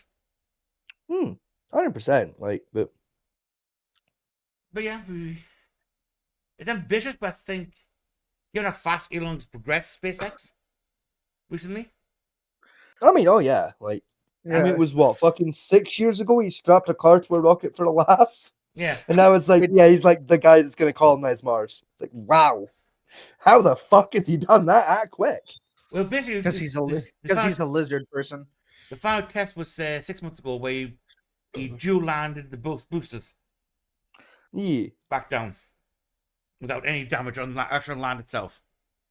And he's repeated that 3 times now. So he thinks he's got the booster return technology slammed in, which will cut the costs down from launching rockets, you know, by a factor of like, I think it's like reduced by like nearly 50% on launches. It's about that, yeah. About half of the price of building a rocket comes from replacing the engines. Yeah. Oh, does it? Oh yeah. Yeah, because like engines are like one of, if not the most expensive parts of a rocket. What are we doing for dinner? A solid half of the price of a rocket is just the engine. Yeah.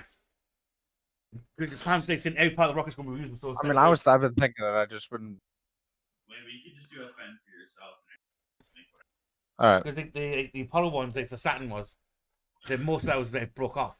He's planning like basically keeping the rocket whole as much as possible. So you like no breakaway pieces, and then have that whole return. So he's not like having to rebuild a new rocket every 5 minutes, just replace fuel. Yeah, you're just replacing the fuels. Like realistically, I'd bring the first time launch, yeah, about half, but like It's like second launch onwards, like you're talking like 80% cost. Yeah. Because again, you're not building a new rocket every time. You're just refueling it and sending it back. That's what he's hoping for. And then he's planning, like, because him and Amazon are going into partnership with building the new space station with Russia and America. Because the ISS is about to run out of its lifespan. Yeah, Oh, is the it? ISS yeah, the ISS is. To be fair, we've been saying that for about 2 decades now, but like, the ISS needs fucking retiring. Like, it's gonna fucking fall out of orbit at this point. It's Oh yeah, it's fucked. plus we have- I'm giving it all she's got, Captain. oh yeah, two of the main primary modules that need for most of the scientific study have already gone offline, and they can't get the parts to repair it. Oh, Yeah, like it's got at best 5 years, at best. That's with like duct tape, spit, and a little bit of gumption holding it together. It's got 5 years. Yeah. You know, and like that's wishful fucking thinking. It's Didn't like realistically got a year. when it's put in the 90s, they don't expect to last 5 years, with the meteor strikes and stuff taking the fucker out. Yeah. You know, and it's got this far, so it's been being impressive. Was Oh, it's outlived its lifespan considerably. which is already knackered now. She needs to go to bed. Oh yeah. so come on, Grandma, let's get you to bed. Yeah. So I can't remember when it first opened. It was like just like 4 modules glued together originally. And now they're expanded to I think it's 27. All right, Grandpa, we get it. You're Yes, Echo, Eyewitness History. I don't spend my time gooning to fucking My Little Pony. fuck off.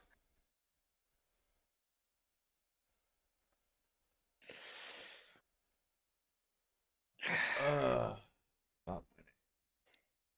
Anything else interesting on the world?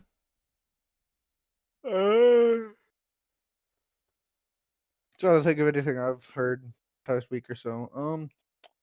There we go. I'm back. Sorry, my computer decided being connected to the internet at this hour of the day was strictly prohibited.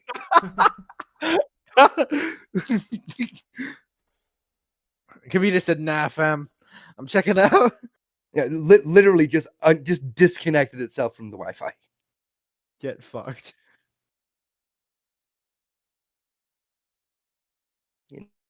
Oh. Anyway, fucking speaking of fucking, I'm tired, Grandma. Let's get you to bed. We gonna ramp up there then? As soon as my fucking body decides to stop fucking yawning, so I can actually get some words out and not dislocate my jaw, yeah, maybe. Like, ow. Oh, come on! I thought you were Black Hole Jaw. I fucking used to be. I have been black hole jaws in damn near a decade, my chief. In fact, how old was I when I first time was? Yeah, it'd be 9 years. That joke started when I was 14. So yeah, it's been 9 years since I was last black hole jaws. That joke started when I was 14 and stopped when I was about 15. That joke lasted a full year in my friend circle. So yeah, it's about 9 years since I was last known as Black Hole Jaws. how long did the Tree Raper last? I still have friends to this day that know me as Tree Rape. Like I have friends that like if I have certain friends that if I phone them, they will answer the phone with "Hello, Tree Raper." That's amazing. Like Well, it's really not. that's one of the stupidest matchups I've seen. I was doing a video like Homelander versus Alucard from Hellsing. Homelander, like he wins. How? Literally impervious to all damage.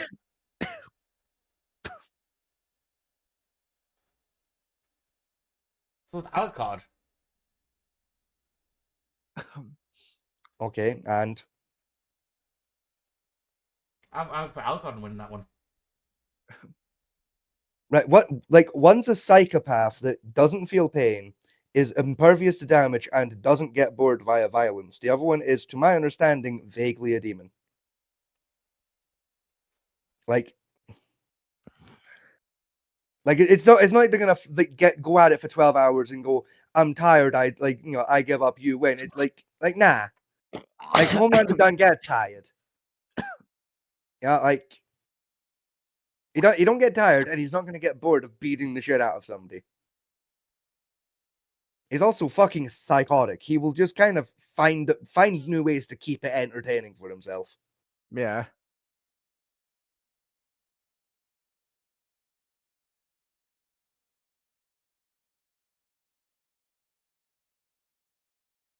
Now, to my understanding, Alucard still feels pain. So like eventually he's the one that's just gonna go, yeah, I give up. Like that heart stop. I don't think he does. To my understanding, he does, but then I can't say I'm well versed in Helsing.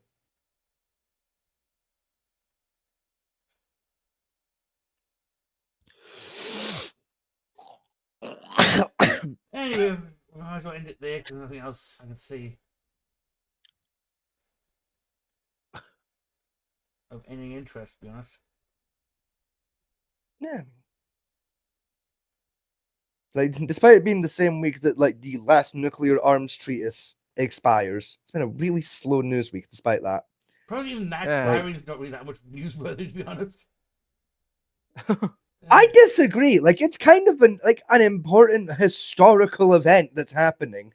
and Yeah. no one gives a shit for some reason. It's really weird. I mean, to be fair, it's probably having the same way.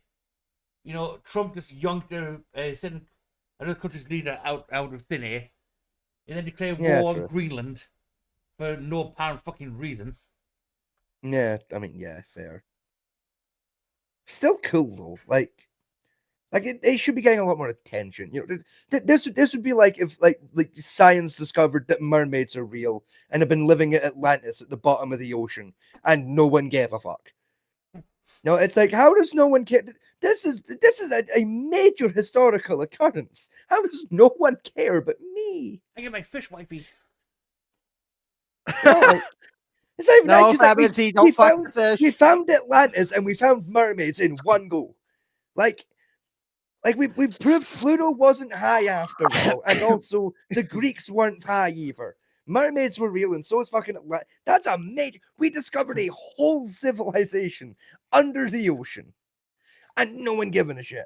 Like that's like these two things are on par. Of the last nuclear treaty left expires, and no one cares. We find a brand new civilization on par with our own under the ocean, and no one caring. Like, it's the same damn event happening there of major historical significant factoring, like could change the course of history event. And no one gives a fuck. And it makes no sense. The problem is that, right, even if they was like the scientists go like Atlantis is real, we've got proof here. Mermaids are real, Minotaurs are real, everything else real. You know, it's been hiding away. The human race probably wouldn't give two shits either.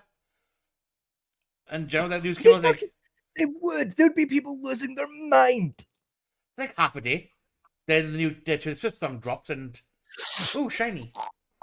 Yes, but we didn't even get half a day for the nuclear treaty. Do you know how many YouTube videos I've seen about the fact that last nuclear treaty expires this week? One. There's been one YouTube video in my recommended about it. And it's like, how? How is such a historically significant occurrence getting this level of attention? It's fascinating.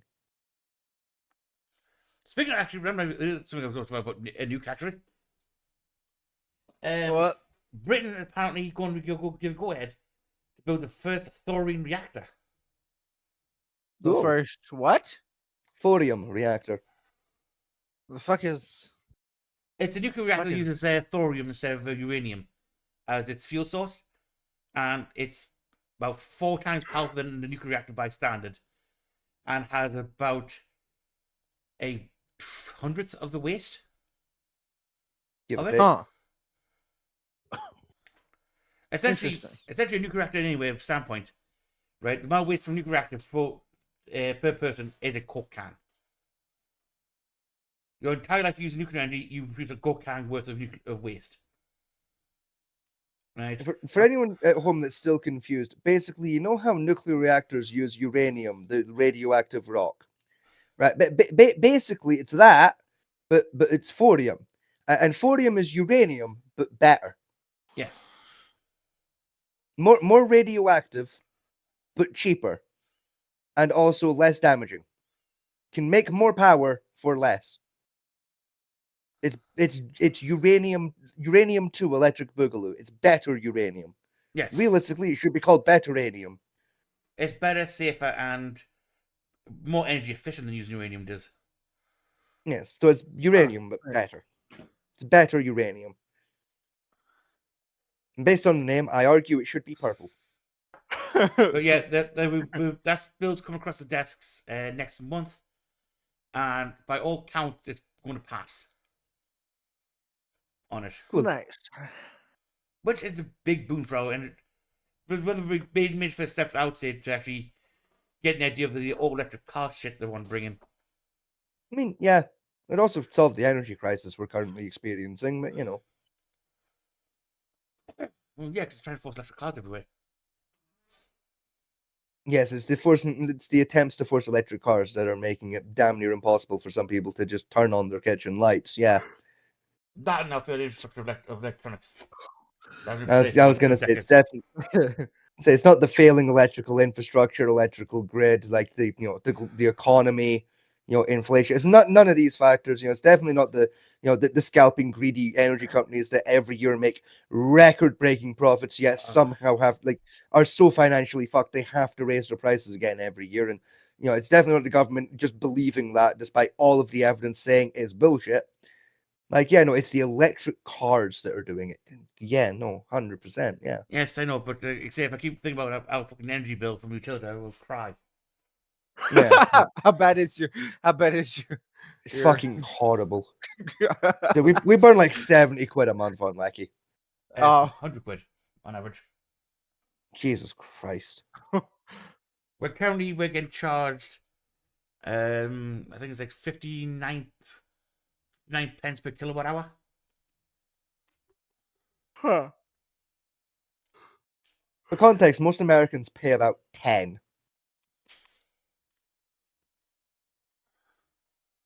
And technically, all we run in this household on a regular basis is 2 PCs. And 2 lights. Because the bathroom light is broken and permanently turned on.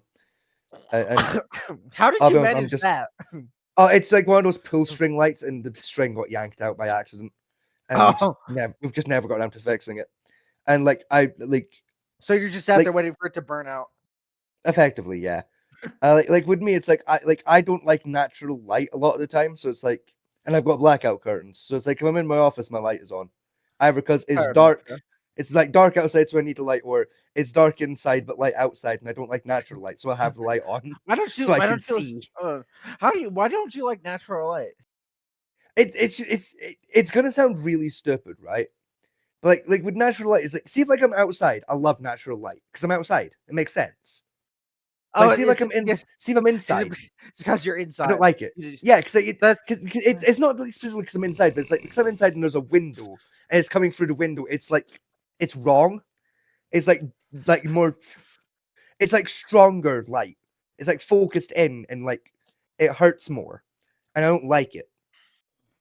huh. Does this make sense? It's like having Yes, I know natural what you light mean.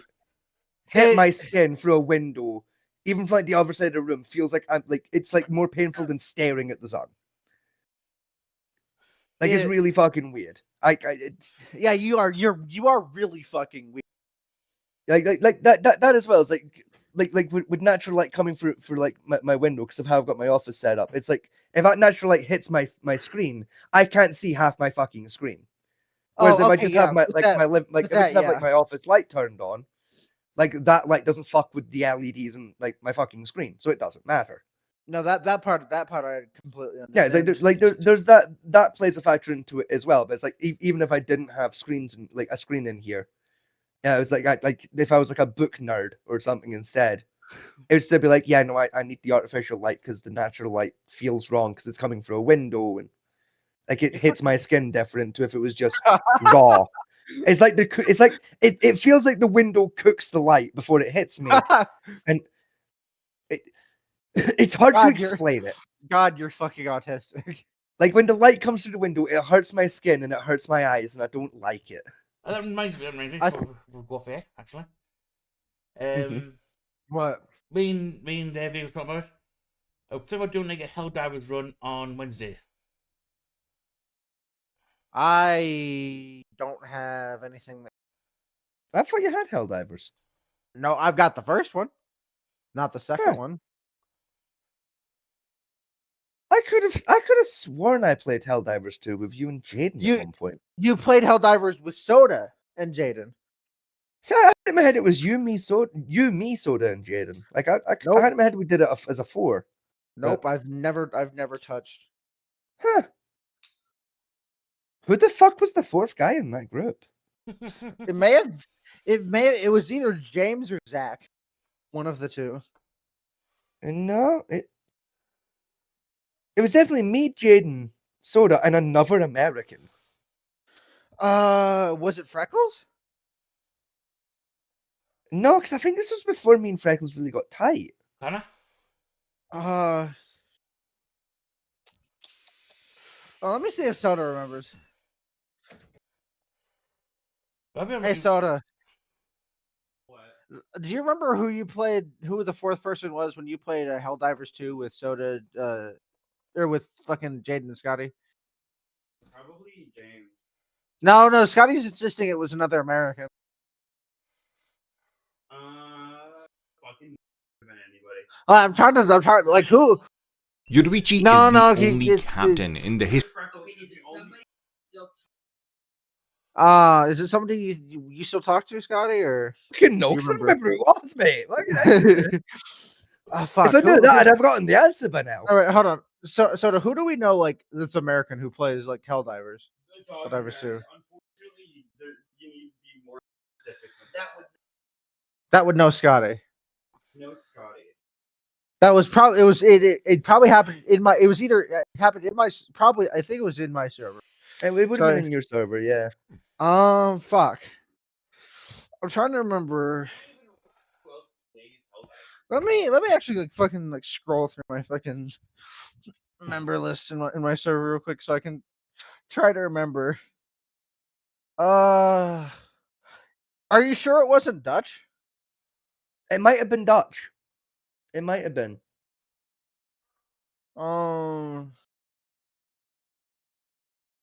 Was it There's a Cabbage? chance it was Dutch. No, it wasn't Cabbage. I've never met Cabbage, so it wasn't Cabbage. No, it wasn't Switch. Switch doesn't have Helldivers too. Think about it. Yeah, I'm thinking you're right. I think it might have been Dutch. Huh. Yeah, Dutch ain't American, Chief. He's Yeah, I'm fucking- realizing that. So I had it in my head of like half of the We jokes we're making for most of the night was like, oh, it's the Freedom Force, half Europe, half America. But Advertising their new yeah. filler that they're working maybe on. it's different. Sure. I We don't know. solved the mystery. It was Dutch. Okay, see, like if I knew when this supposedly took place, I could probably have gave you a fucking. I don't think Scotty knew when it took place. That was But- about Context. a This year is ago. based on community-driven, like chosen. Uh-huh. choices. What's up, Scotty? I said it was about a year ago. Scotty said it was about a year. So, yeah, So- no, I Yeah. remember it. Keep in mind, this is the official Instagram page Yo, that's a showing the rough sketch of the killer that they're working on that the community is deciding upon's attack. And I just can't. It's an official account that's posting this. This group. It's just a stick figure. It's just a stick figure. anyhow. Anyway, mystery solved. Yeah, we solved the mystery. It was Dutch. it was a Dutch man the whole time. It was an internet wizard. We'll be back Sunday to end the hopefully NL players stint in Thunder Tree. With luck. So Reminds me I need to update that fucking character art for next week as well. yes. So that's got that locked in my brain. Fucking that's on the to-do list. All right. Alright. So, good night. Good luck. Thank you for joining us, and we will catch you all on the next one. Have a good one, y'all.